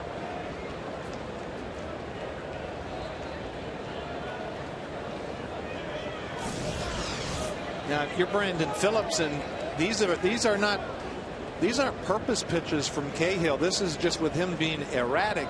This is why it can be tough to hit a pitcher that's so. Votto is off. Wow. And he is out.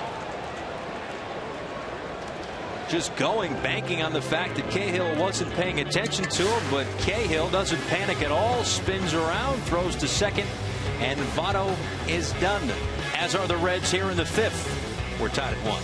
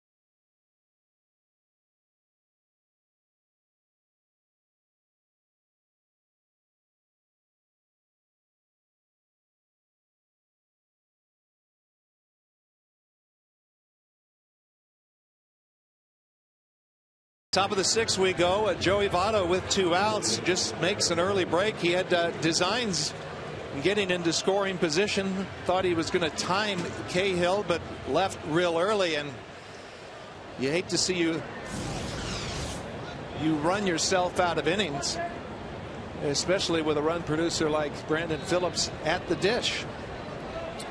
That means Phillips will lead off the bottom half of the sixth, but before we get there, it'll be Parra, Eaton, and Goldschmidt here in the top half of the sixth inning, as Matt Latos will face the top third of the Diamondbacks lineup. Tied up at 1, top of the sixth inning. Paul Severino and Joe McGrain here in Cincinnati as Latos drops in a breaking ball for strike 1. Last of a 4-game set between these two clubs. Playoff implications for sure. The Reds have taken 2 of the first 3 in this series. And if they could take 3 out of 4, it may not help the Diamondbacks playoff hopes at all, as the D-backs are 6 back right now in the wild card of Cincinnati for that second spot, and 5 looks a lot better than 7 this time of year. Well, you're right. We said that right off the top, and I think it's important to hit on again. This is one of the more important games the Diamondbacks have played all year, needing to come out of this afternoon with a W.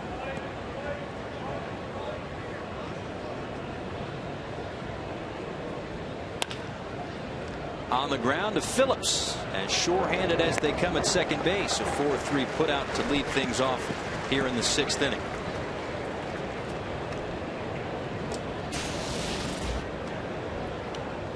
Perfect fundamentals, big league style. Obviously, you'd like to see younger players get more with their seat down and hands in front, but Brandon Phillips has those great hands that he trusts, and this goes down on half a knee, and there's no way that ball was getting by him. Adam Eaton, his next 1-for-1, was also hit by a pitch as he takes a called strike. Came around to score the Diamondbacks' lone run of the afternoon back in the 4th inning, scoring on an Aaron Hill RBI base hit. When I was saying, just to finish that point, perfect fundamentals, big league style, having played with Ozzie Smith, he did a lot of things that, based on AstroTurf, and that you would not want to teach fundamentally, but his hands were so incredible that he wasn't always getting in front of the ball, and he just really trusted his hands and took those hands all the way to Cooperstown. And one thing that we saw that I noticed when we were here a couple of weeks ago, got out here the day before the game that we called, and out here for batting practice, and what Brandon Phillips did that day, and I would only imagine he does it a lot more, if not every day, was he kind of had a training sort of device, a mitt that was flat, kind of like a paper plate. And he wears that, and that's how he kind of used both hands to ensure that he used both hands, and that's part of the reason why I would assume he's so fundamentally sound. 2-2 pitch to Eaton. Tap foul. Well, it's the same thing. Ozzie Smith had the same routine that he would do before every game. Have a coach hit him fungo pop-ups. So he practiced running back into the outfield. He practiced on his knees where they would just hit sharp ground balls, where he learned to trust his hands. And a routine. There's Chris Spire, another former shortstop. A routine that really gives you confidence that you do that every day, and no matter what ballpark you're in, it becomes second nature. And that's what's so important for younger players coming up to the big leagues, is to develop a routine. Everyday players that you can stick with, to where those reflexes are sharp, because that's what makes baseball so much different from football. You can take a year off and come back and play football, but the skills that are involved in baseball, it is an everyday repetition game, and you see some of the game's great players have that routine that they stick to every day. And with a first pitch every night at 7 o'clock, it's not out of the norm to see guys walking in the clubhouse at about 2, taking the early swings, taking the early ground balls, and working on their craft, even though it's such a long and demanding season. Absolutely, and there's so many more things to do. Mesoraco gets a shot on the backswing there from Adam Eaton. I think Adam Eaton got the I think he may have got the worst at that.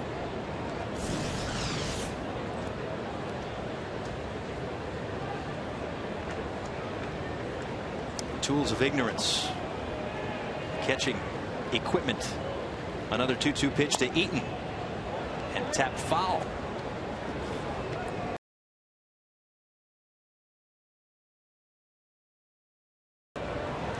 Diamondbacks really liked him when he was acquired, and really showed them a lot. It's just been tough to get him on the field with the injuries. And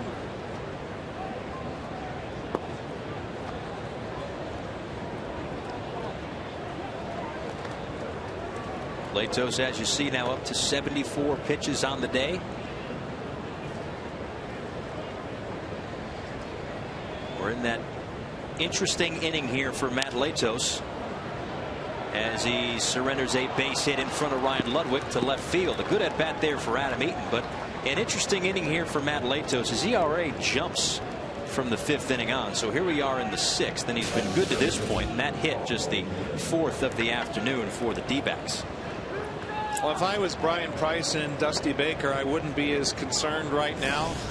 You really like the way that he's throwing, attacking the strike zone, but some of the hitters that are coming to the dish right now makes you feel a little uneasy, because one swing and this guy's a game changer here. Grand slam 2 nights ago, providing a big chunk of the Diamondbacks offense when they won the second game of this 3-game set, and he finds a hole on the left side as Eaton will take a turnaround second but hang out there with the play in front of him. And there are 2 on and 1 out. Go back a couple of nights as Paul Goldschmidt facing J.J. Hoover, who hadn't given up a run in a long time. The runners on base were not property of Hoover, but the guy in the box certainly was. You see these, these big-bodied guys, and just how that's the thing that continues to amaze me is how economical and direct the route of his swing is to the ball. Just technically so sound, not a lot of moving parts. Normally those bigger guys have the longer swings where if you have good control, you almost want to pitch to them because they have more holes to exploit. That average for Paul Goldschmidt creeping ever so closer to 300 now after that hit. He's at 297. And it's an 0-1 count now to Martin Prado.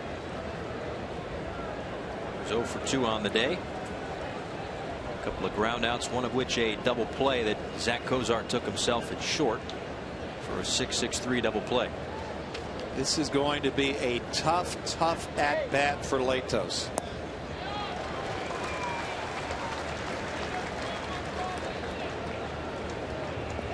Even still, with that great slider he threw away.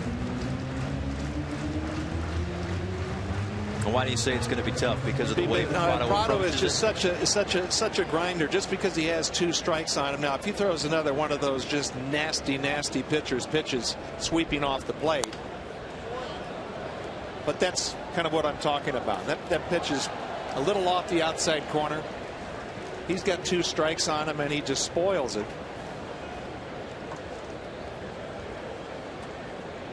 At this point in the ball game, it's just not the guy that you want to see up there because he is just such a grinder. Let's see if he snaps off another one of those sliders down and away. Hung it. He's kind of reminding himself to just keep his front shoulder in. He threw one of the best sliders of the game a couple pitches ago to Prado, and that's what pitchers do. They get greedy and try to throw one better when the one that they threw was outstanding. On the ground to Frazier, backhands it, throw to second, picked by Phillips. A nice job by Phillips to pick it, keep it in front of him, and at least get it out. Boy, that's when Brandon Phillips, the second baseman, becomes a first baseman standing on the bag, and he looked so steady. Now that's the short hop scoop that is a real difficult one, and that's all that pregame hand and prep work or whatever where he trusts his hands, because that was such a tweener hop. Those are the most difficult ones to catch.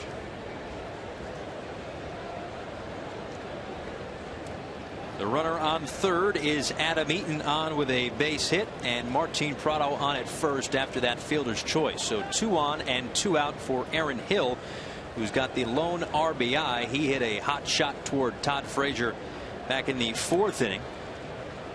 That went off the glove, was deflected, but ruled a hit and an RBI for Hill.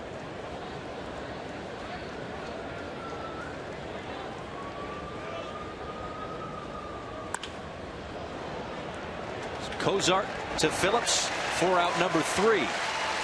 So Latos works into and out of a little bit of trouble here in the 6th inning to keep things a 1-1 score. We'll see Brandon Phillips lead off the bottom half of the 6th after the break.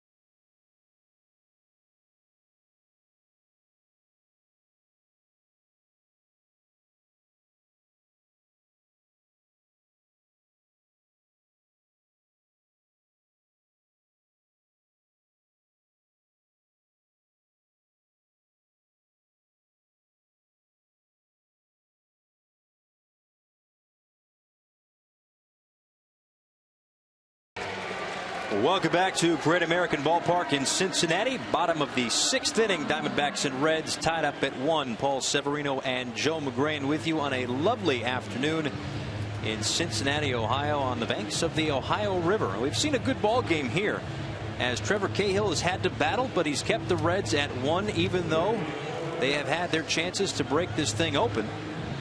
An important game for the Arizona Diamondbacks, staying in it heading to the bottom half of the 6th. That's the real challenge and the mark of a good pitcher, to be able to keep his team in it on a day where he doesn't have good stuff. He's been very inconsistent. He's had a couple of nice and easy innings, and then he's had a couple innings where, with a couple pitching coach visits, Gibby has been close to taking him out. He had double barrel action going in the bullpen a few innings ago, and he's kind of stabilized the game. But again, a challenging inning coming up. First pitch swinging for Brandon Phillips, and a flip to Trevor Cahill for out number 1. 1 out here in Cincinnati. We send it back to Alana Rizzo, who's got an update from Detroit.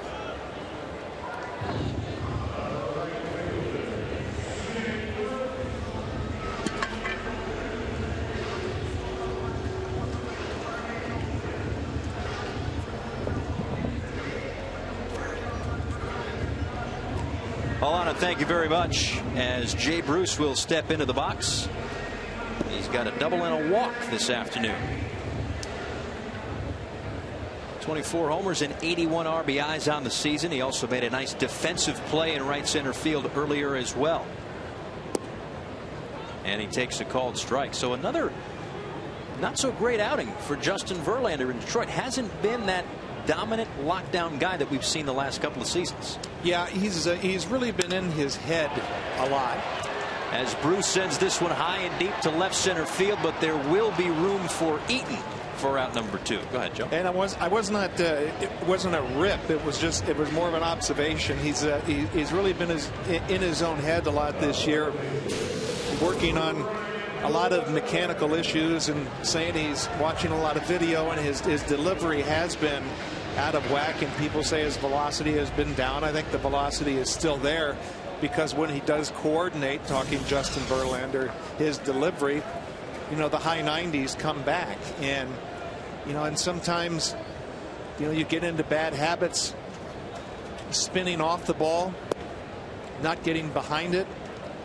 And when he has good clean lines towards the plate, good direction, and his hand is behind the ball,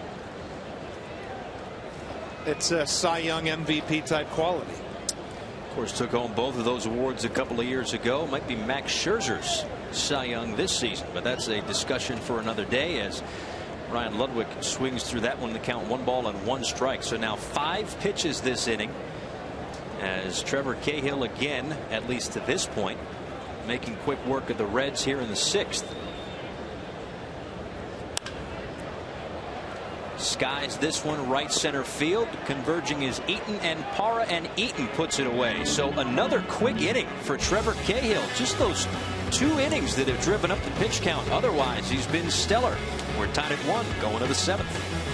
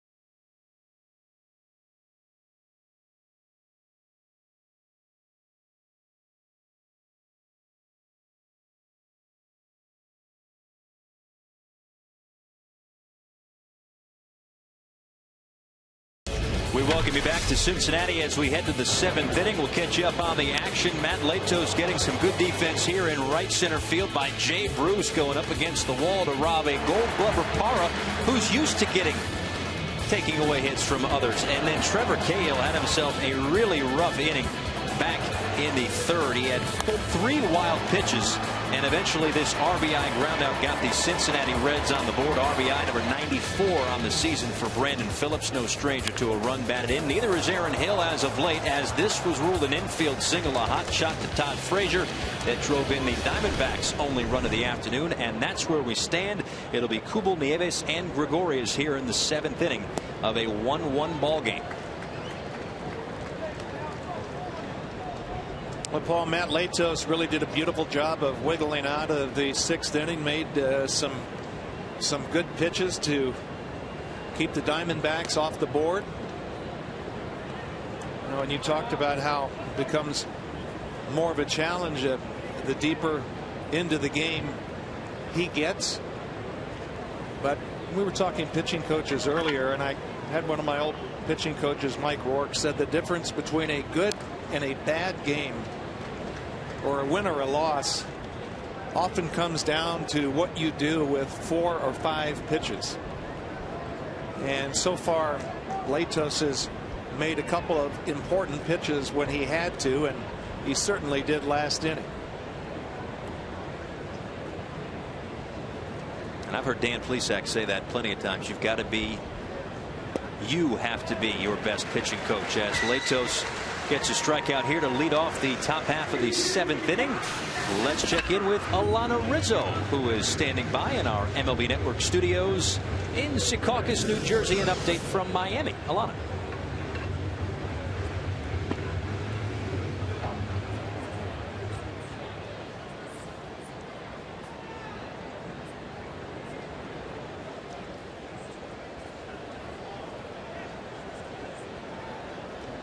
Alana, thank you very much. Of course, the Arizona Diamondbacks are trying to take care of their own business in front of them, but that National League West seems to be slipping away as Will Nieves takes a called strike, and it's 0-1. Well, right off the top, Paul, we were talking about that the path to the postseason, if there is one for the Diamondbacks, is through the wild card, not through the division, not through the NL West. And 5-0 against the Marlins with Kershaw on the mound. I would say he's got things pretty well in hand, just like the Braves do. So you see the Dodgers there in that graphic.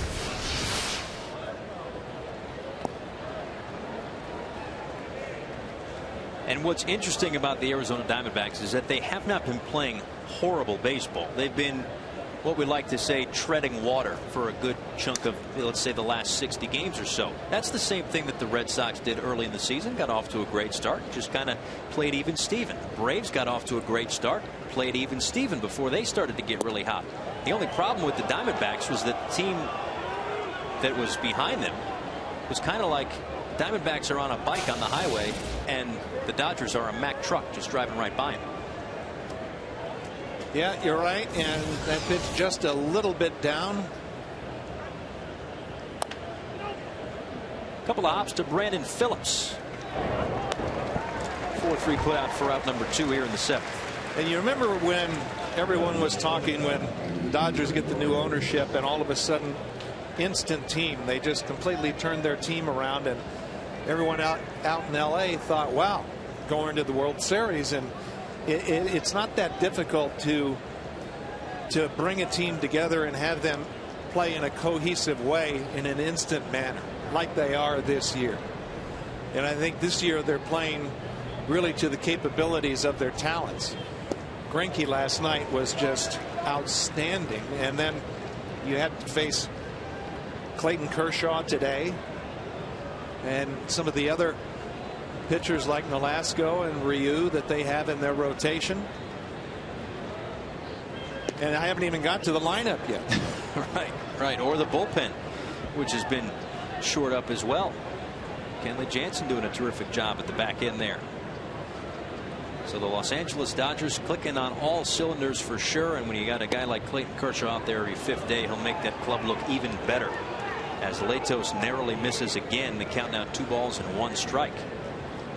And Don Mattingly saying Adrian Gonzalez is, the team MVP to this point. Gregorius slaps it the other way, but it hangs up for Ryan Ludwig. And we can stretch here at Great American Ballpark with the Diamondbacks and Reds tied up at 1.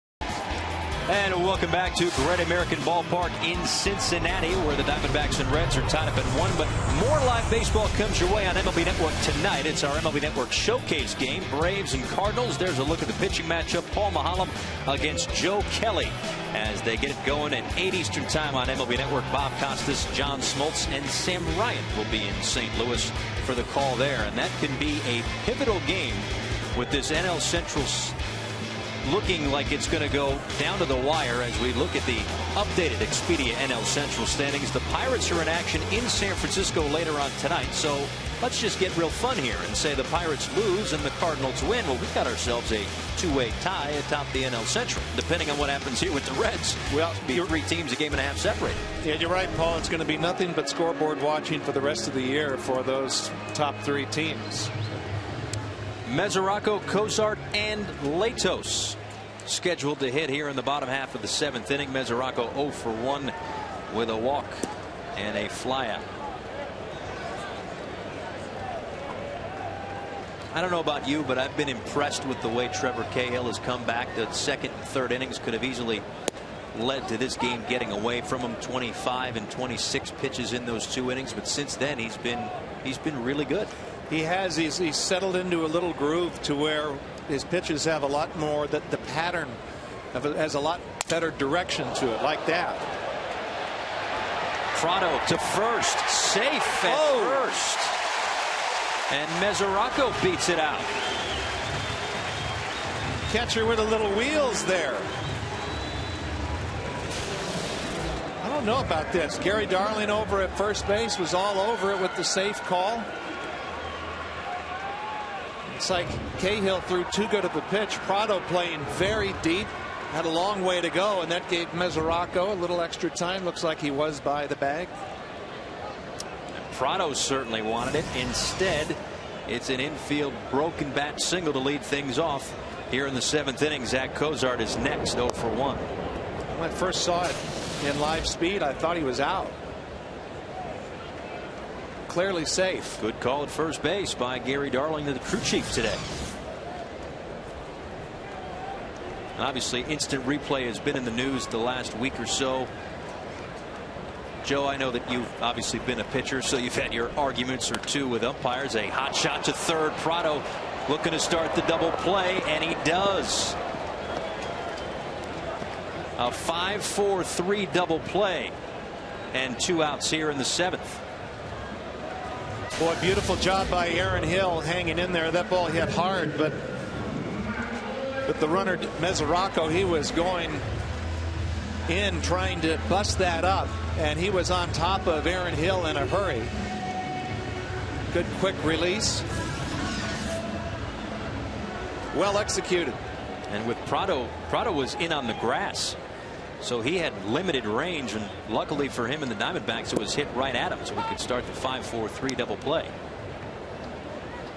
As we get a look at Matt Latos, who's 0 for 2 on the afternoon. But quickly, what I was going to say was, you know, we get on umpires every once in a while. They miss a call here, miss a call there, but 9 times out of 10, what is it? It might even be closer to 95% of the time. These guys get those bang bang calls right. You know, I was going to say, and I've always had, that of all the professional sports, Major League umpires are the best of the officials of all the professional sports, by far.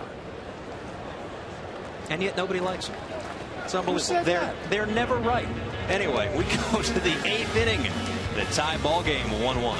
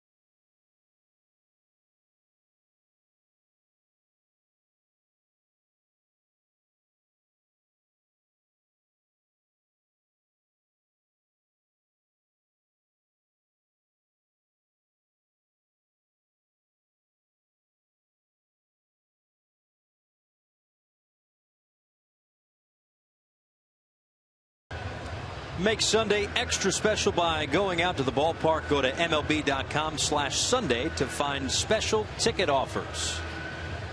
Can't think of a better way to spend an afternoon than at the ballpark. A great afternoon here in Cincinnati, watching a terrific ball game as well. Paul Severino and Joe McGrain, as the Reds and Diamondbacks are tied up at 1 going to the top half of the 8th inning. Getaway day here for the Diamondbacks. And that is going to do it for Trevor Cahill, who, again, as we mentioned before, was on the ropes early in this ball game, but hung in there. And he is done after 7 innings of work, as he's lifted now for the pinch hitter, Tony Campana, who's actually from right around here. I don't know the map of Ohio like the back of my hand, but from Springboro, Ohio, and attended the University of Cincinnati. It's a half hour north of here, I'm being told. So I would say that's right down the road. It's one of the cool things about, I remember growing up 2 hours south of here in Moorhead, Kentucky, and going to see Reds games at Riverfront Stadium, and then to actually be in the clubhouse and playing on the field, and so close to home. It's a great thrill, and obviously it has to be for him.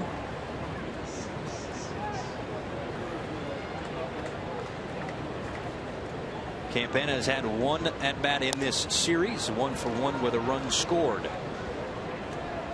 So as Matt Latos delivers his 96th pitch, and Alfredo Simon getting loose in the Reds bullpen. Looks like Manny Parra has picked up the ball as well. But this is exactly what these two clubs needed after last night. And even though Mike Leake gave the Reds 6 innings, They still had to dip 4 or 5 deep into that bullpen in Cincinnati. And again, every relief pitcher was used for Arizona last night in a 10-7 9-inning Reds victory. Well, good job by Trevor Cahill, because there were several parts in this ball game where Kirk Gibson was on the top step ready to make a move. He put the wheels back on, kept it at 1-1, and really finished strong. Had a couple of just cruising innings to finish. As Campana strikes out for out number 1 here in the 8th inning. And it wasn't like Cahill was getting knocked around either. He just couldn't find the strike zone. No, and that was one of the real disconcerting things, because he had no feel for the baseball. And unlike Matt Latos, who has pretty much controlled the strike zone all day, the lower reaches of it,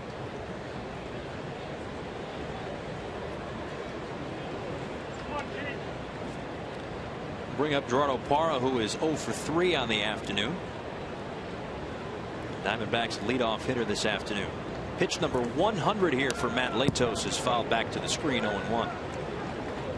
And with that 100th pitch, I was going to mention that I like Dusty Baker as a manager from a starting pitcher's perspective. If you've got good stuff and you've got it going on, he's going to let you go out there and keep pitching, where a lot of managers are immediately thinking about matching up and playing situational baseball after the 6th inning. And also the other aspect is he knows he needs innings today, and he's getting it. Looping liner, and on a hop to Votto, the flip over to Matt Latos for out number 2 here in the 8th in Cincinnati. An update in Detroit with Alana Rizzo.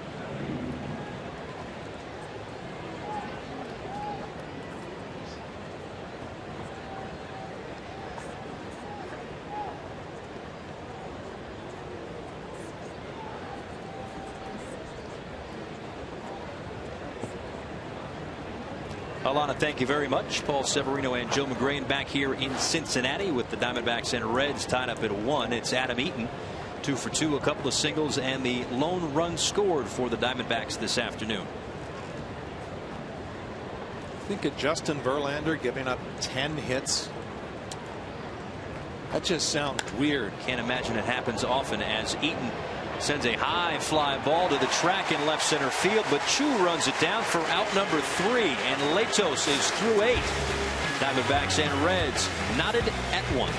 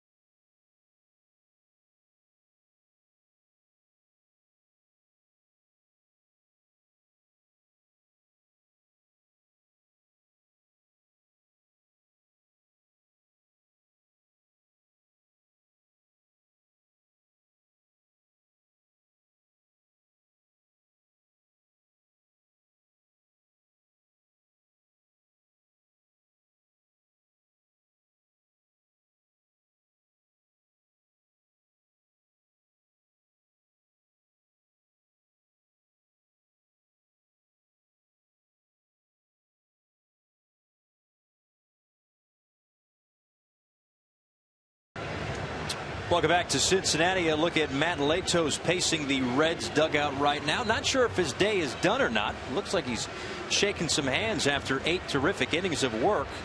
5 hits allowed, no walks, and 6 strikeouts as he disappears. So maybe that will be the case.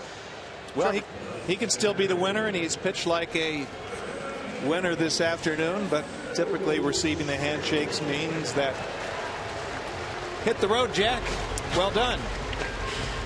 So there you go. As looks like Sam LeCure warming up in the Reds bullpen. There's a new pitcher for the Diamondbacks. It's Yuri De La Rosa taking over for Trevor Cahill, whose line obviously completed 7 innings, 4 hits, a run. It was earned.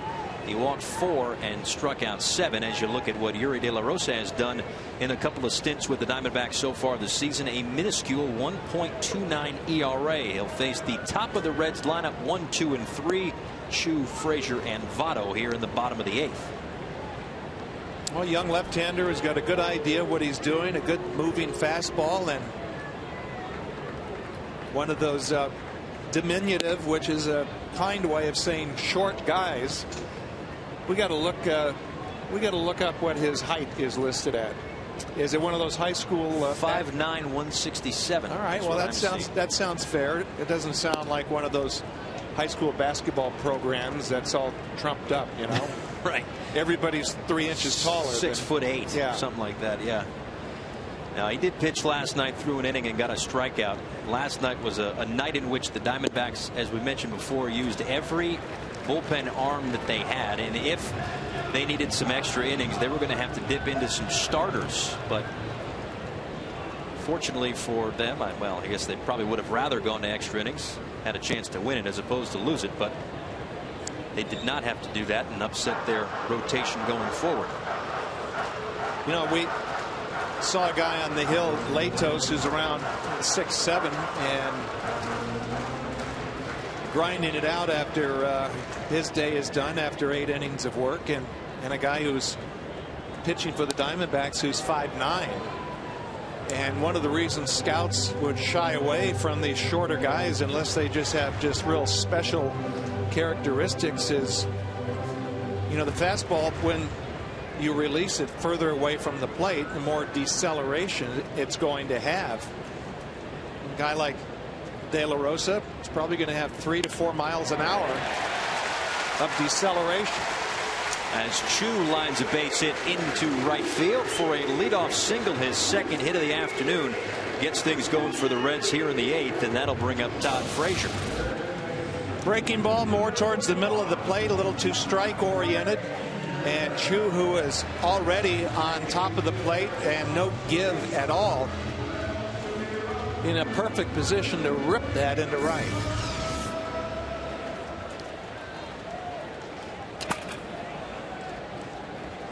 Frazier 0 for 3, and he struck out this afternoon to check on Chu over at first. And what's going to be interesting as we kind of spin things forward to the 9th inning, or if there's a save situation in this ball game, I don't know. Didn't get a chance to discuss it with Dusty Baker before the game, but if Aroldis Chapman will be available, he worked last night a 6-out save, the first time in which he has worked a save situation of more than 3 outs all season long. Well, he is going to have to do that in September, and with those 13 games left with St. Louis and with Pittsburgh, it can't be just the clean 9th inning, and there's going to be, you know, times when you're going to have to get more out of the talented lefty. Frazier squares but pulls it back. And also last night, as we mentioned before, they also lost Jonathan Broxton, placed officially on the 15-day DL this morning before the ball game. So that bullpen, which got a little bit stronger a couple of weeks ago with Broxton, gets a little bit weaker with Broxton going back on the DL now. So that was one of the reasons why they may not have had to stretch out Chapman. Frazier spins out of the way. I think that was one of those deals where he was squaring to bunt, that you try to, in this situation, just try to stay in the same place and just turn and let yourself get hit. And that's exactly what he tried to do. Looked like it whizzed by the handle of the bat too, which was kind of. Can't move closer to the plate, but just kind of turn and stay in the same place without getting out of the way. And I think he was smart to do that, but the ball just wasn't inside enough.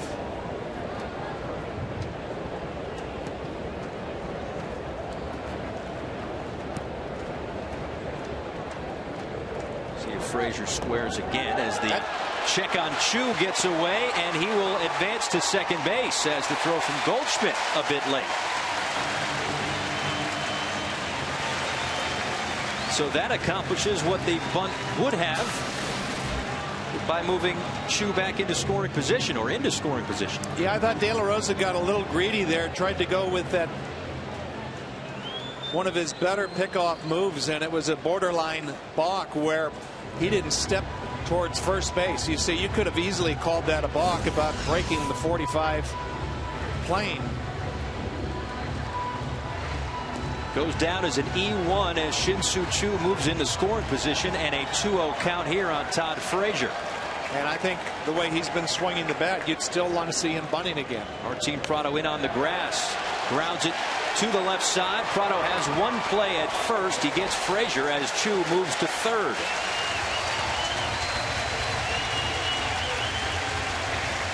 Fans loving it. Frazier's not been swinging it very well, but it's a big play. Makes the third baseman field it, ensuring that Choo can just trot into third base. Directed it perfectly. No way to defend it as far as the runner at third base there. So the infield is even with the bag around the diamond for Joey Votto, who takes a called strike. Votto 1 for 2. He also walked today. And you just hear rumblings in the crowd with the taking of that first strike by Votto, but that was a good pitcher's pitch. And the fans are thinking, you know, swing the bat, but that was in a good pitcher's spot on the outside corner.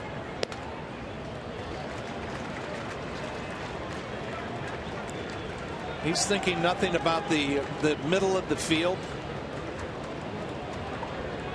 And if he gets one of those breaking balls, that would naturally put his swing into the pull field. So the infield in, the outfield is back, of course, with less than 2 outs and a runner on third. And the 1-1 pitch from De La Rosa is outside, 2-1. And it looks as though the Diamondbacks think that Votto may try to go the other way as well. As you can see, Parra in right field, kind of shaded a bit more toward right center field. And Eaton a step or two on the left field side of second base. 2-1 pitch from De La Rosa. Breaking ball misses outside, 3-1.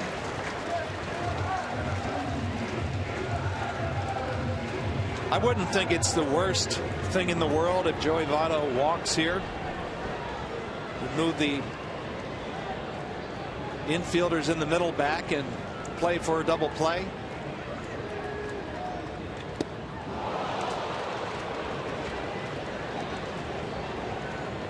Took something off. 74 miles an hour on that one from Joey Votto. And you see where his bat is. It's out in front of the plate and more into the pull field, but good downward break. He was over the top of it. To Joey Votto rather, but now it's a 3-2 count with 1 out here in the bottom of the 8th inning. Votto can give the Reds the lead. Ball gets away. Here comes Choo. And he's in there safely as the ball trickles back to the mound. Kirk Gibson has seen too many wild pitches this afternoon. That one uncorked by De La Rosa leads to a 2-1 Reds lead.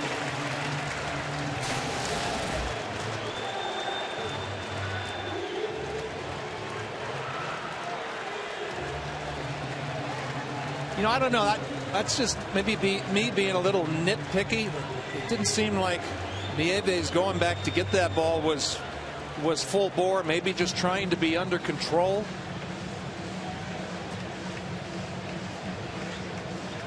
So that'd be a pretty defining look here. There's a little bit of jog in there that I don't know. I'm a little bit iffy about.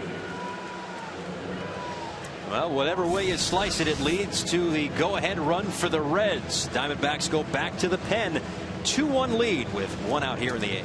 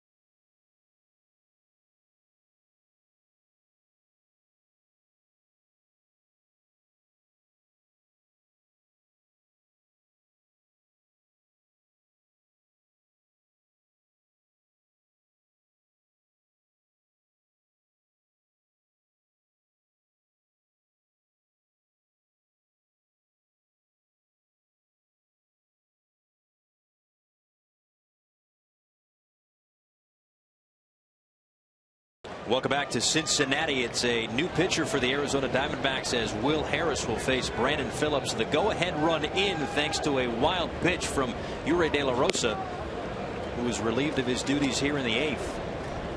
Let's go back to that wild pitch from a moment ago.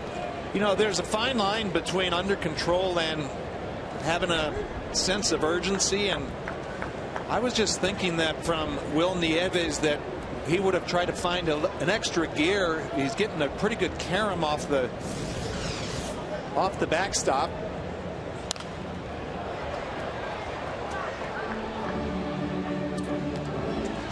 That was four wild pitches this afternoon, 3 of which by Trevor Cahill. None of them came back to haunt him, really. But this one certainly does come back to haunt the Arizona Diamondbacks, and we've been talking about it throughout the day. They are pretty much facing a must-win game every single day, as they are 6 back of these Reds in the wild card race for that 2nd spot. And based on all of that, Paulie, I thought given that situation that would have seen Nieves really busted to get back to the backstop, because when you get that hard bounce or carom, you still got a shot at the plate. See, Harris's numbers on the season also worked an inning last night and had a strikeout, one of the 39 that he's notched so far this season. 2-1 count to Brandon Phillips. Check swing and fouled off.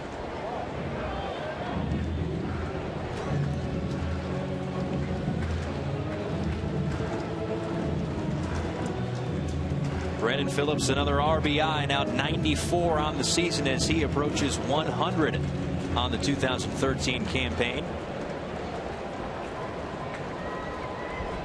But an insurance run here would be huge.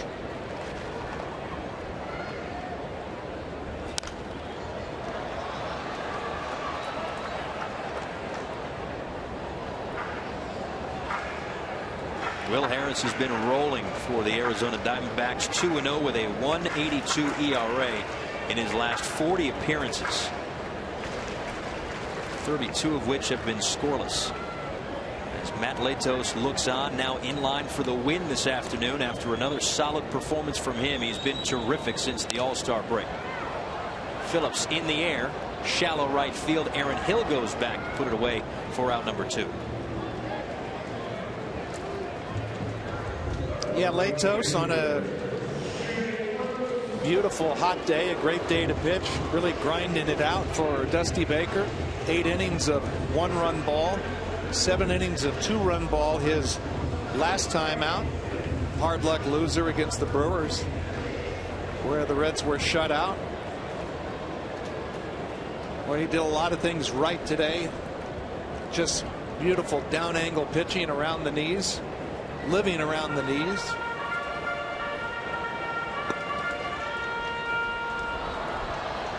So with Jay Bruce up, it looks like the Arizona Diamondbacks implementing a shift where Aaron Hill moves into shallow right field. That's Martin Prado playing where the second baseman normally plays, and Didi Gregorius playing up the middle as a shortstop.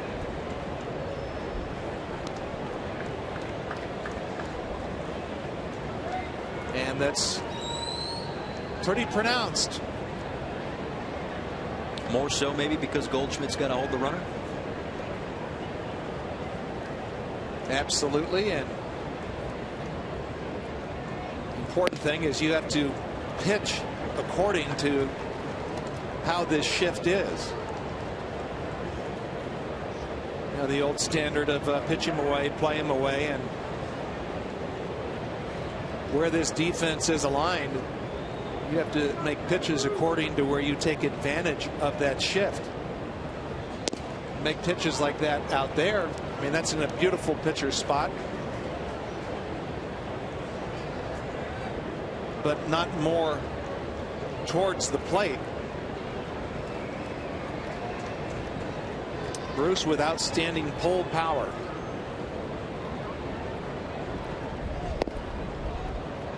Harris just misses outside, and the count now 3 balls and 1 strike. And you wonder before this at bat, as we take a look at this last pitch. That was a pretty good pitch, and originally thought that Nieves might have popped up a little too quick and but he appeared to stay in there pretty solidly. Beauty there. What I was referring to is sometimes catchers get a little too eager when they think there's a running situation, and they pop up, get into throwing position, and it completely blocks the umpire out on what is a strike. But they just can't see it. They lose it. That's why you have to really stay with the pitch and then rely on your quickness. Goldschmidt plays behind Votto with a full count and 2 outs as Bruce down the left field line and into the seats.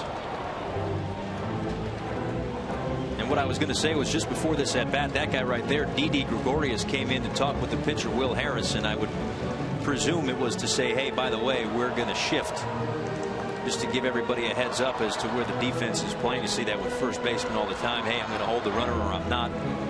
Just make sure the pitcher's not overly locked in with the batter, right? Yep. So again, Votto will be off with a 3-2 pitch from Harris to Bruce. Swing and a miss, strike 3. But the damage done on ball 4 to Joey Votto that got away from Will Nieves. The go-ahead run came in to score, and the Reds protect a 2-1 lead going to the ninth.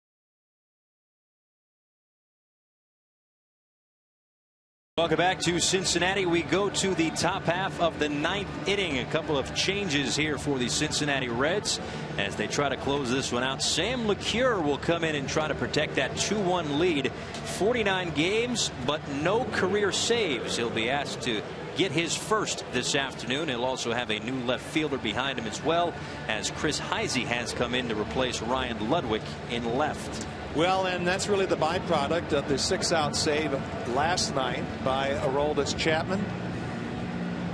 And you start to see this as the season gets later. You ask guys to do things that are kind of outside of their roles, but LeCure's been one of the better pitchers out of the bullpen. Good job of changing speeds on the breaking ball, and they have to go through the teeth of the lineup. First pitch to Paul Goldschmidt is low for ball 1. So yes, it'll be Goldschmidt to lead it off. Martin Prado is on deck, and Aaron Hill will bat third in this inning. With the Diamondbacks down a run, but with the strength of Paul Goldschmidt, it could be tied with one swing. That's in there for a strike, and it's a 1-1 count now to Paul Goldschmidt. So the line now is complete, of course, on Matt Lato's 8 strong innings. He gave up 5 hits and the 1 run, didn't walk anybody, and struck out 6. So he continues to throw gems for the Cincinnati Reds.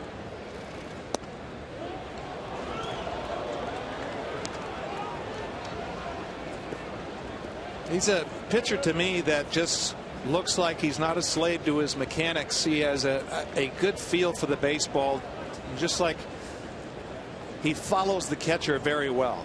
A pitch maker.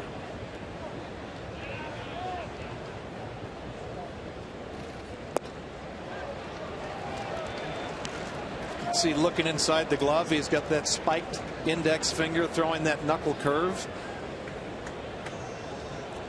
But just the like Musina's, wasn't it?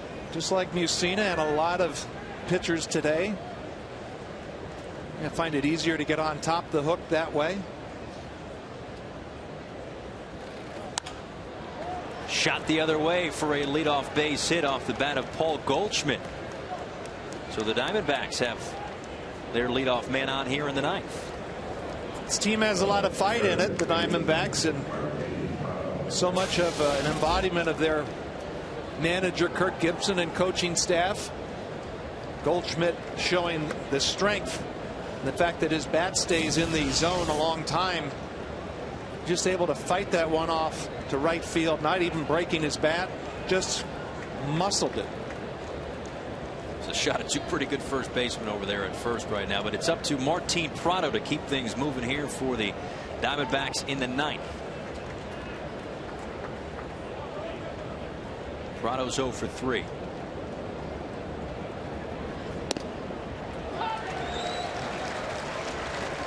You know, I was going to say, with all of the abilities that LeCure has and what a good job he's done for Dusty Baker, not been put in this situation before, and there's always something different about the ninth. Even though he may be an outstanding 8th inning guy or an 8th inning or a 7th inning guy, not everyone is geared for that 27th out. Just misses outside.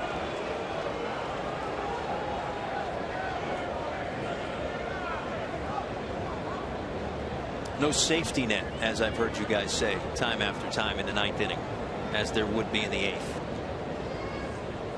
Also, the pitcher's approach, or the hitter's approach, that is a little bit different from the 8th to the 9th. Yeah, and I've also always thought that, you know, that 8th inning guy, you know, oftentimes has a much tougher job.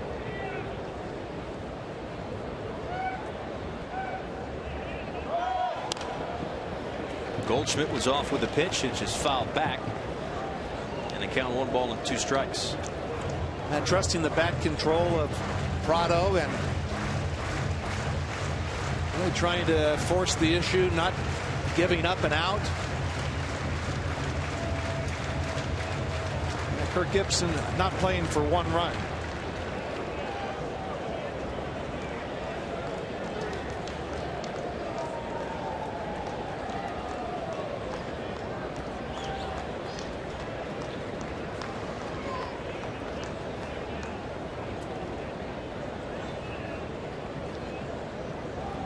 Three different Cincinnati Reds have saves this season. Obviously, Aroldis Chapman leading the way with 32. J.J. Hoover with 3 and Alfredo Simon with 1. A shot right to Joey Votto. They get 1 at second, back to first, not in time. But a heads-up play for Votto to get the lead runner and keep the double play in order now with 1 out in the 9th inning, and Aaron Hill due up. Well, the timing was just a little bit fractured with the high throw. And Joey Votto thinking about getting back to the bag, and this one sails on him with a little sidearm, and that's not an easy throw, as he was concerned about not hitting Goldschmidt in the back. There really wasn't much of a throwing lane for him based on where he was. So the best possible scenario obviously would have been 2, but to get the lead runner, that still worked out pretty well. And give credit to Cozart as well for keeping his foot on the bag. Otherwise, it would have been 2 on and nobody out for Aaron Hill. Instead, it's 1 on and 1 out. And again, the double play is still in order as he takes inside for ball 1.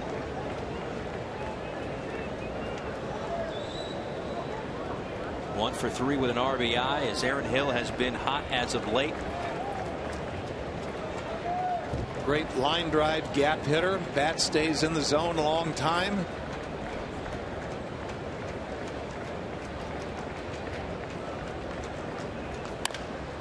Ground ball. Nice play by Kozart to get there. Throws from his hip and doesn't have a play at first.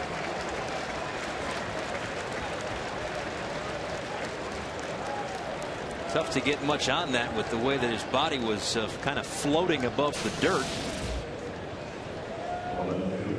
But a nice job to keep it from getting into the outfield. Well, I think his only play was really not going to be anywhere. But it was nice that he was able to make a nice play on it. And you never know if there's a little bit of bobble in left field. Prado could have went into third base. And now it's Jason Kubel, 0 for 3 with a couple of strikeouts this afternoon. But these guys have a lot of fight. They certainly do. Erased an 8-0 deficit to make it 8-7 last night before ultimately falling 10-7. Scratching and clawing for runs this afternoon actually have been both teams with a 2-1 Reds lead here in the ninth. And LeCure is going to have to dig a little deeper. He's given up a couple of bolts here, a couple of squared up, barreled up balls in play. Much better.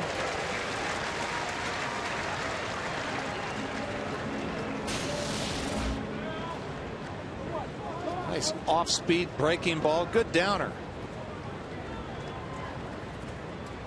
Saw a shot of both managers a moment ago. This is where there's really not a whole lot of managing to be done, right?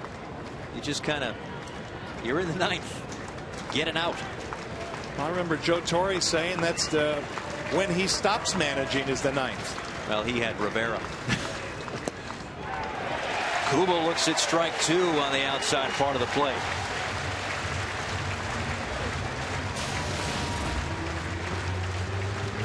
That's what I was talking about. This is a guy who follows the catcher very well. You saw the target, and when you see a target like that, you're not just looking at the mitt. Ideally, you're looking into the mitt, fine centering that target, thinking about where you want the ball to end up. 1 ball and 2 strikes to Kubel. Just misses inside as LeCure tried to pull that one back over the inside part of the plate. Last 2 pitches, he's doing a pretty good job of painting. And you see with just a little pull of the glove giving the indication that that ball just a little inside, and the umpire set up right over the inside corner.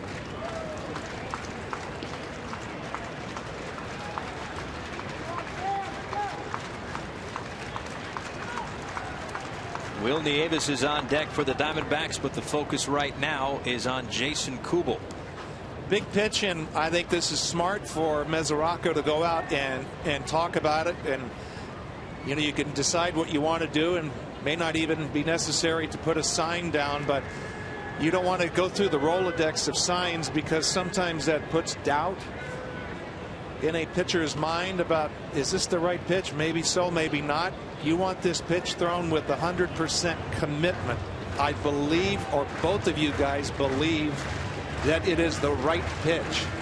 And I would venture to guess that this is a spot here where a pitcher will also rely on his catcher, a guy like Mesoraco, who's been back there all day, because the pitcher knows the game plan on the hitter.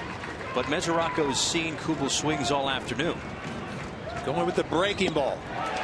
And he just misses outside. The crowd wanted it, but that looked to be a few inches off the outside part of the plate. I don't think he tried to backdoor that. I think that just kind of frisbeed out of there a little bit.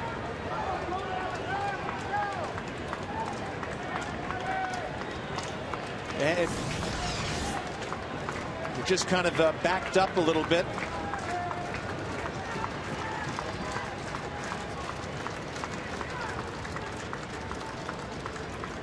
Runners stay put on the 3-2 as Kubel is rung up for the 3rd time this afternoon, and there's 2 outs in the ninth. It's not like it happened automatically, but it was a heck of a setup with a backup breaking ball on the off the outside corner to come back and perfectly dot the I and cross the T on the inside corner. And the Reds are 1 out away from taking 3 of these 4 games in this crucial series between the Diamondbacks and the Reds. Will Nieves, the last hope here for the D-backs with 2 outs in the 9th. And he looks at a called strike, 0-1. Nieves 0 for 3, a strikeout and a couple of groundouts, but perhaps the key moment in this ball game was, as you mentioned before, when Nieves didn't exactly bust it to get to that wild pitch that allowed the go-ahead run to score in the bottom of the 8th inning.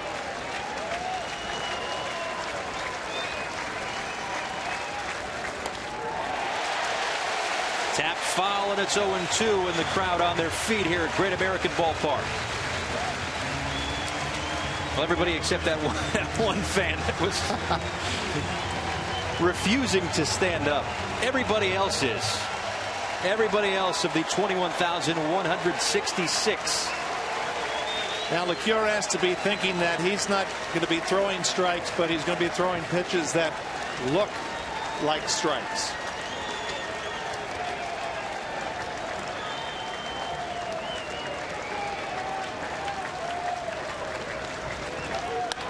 The 0-2 pitch hit on the ground. Brandon Phillips has it, throws to first, and the Reds win it 2-1. Your final score this afternoon. So no Chapman, no problem, as Chapman worked 6 outs last night for the save. LeCure called in to get his first career save in a 2-1 Reds victory. And with all that bullpen activity last night, big ups to Matt Latos. 8 innings of 1-run baseball, and Sam LeCure getting an opportunity for his first save and getting it. And these Reds win at this point of the year. All these wins are big. So Shin-Soo Choo scoring both Reds runs as it's a 2-1 victory for Cincinnati. Another win for Matt Latos, his 13th of the season. So the Reds take 3 of this 4-game set against the Arizona Diamondbacks, and depending on what happens the rest of the day, could pull a little bit closer in the NL Central race. Already got a strong hold on the wild card.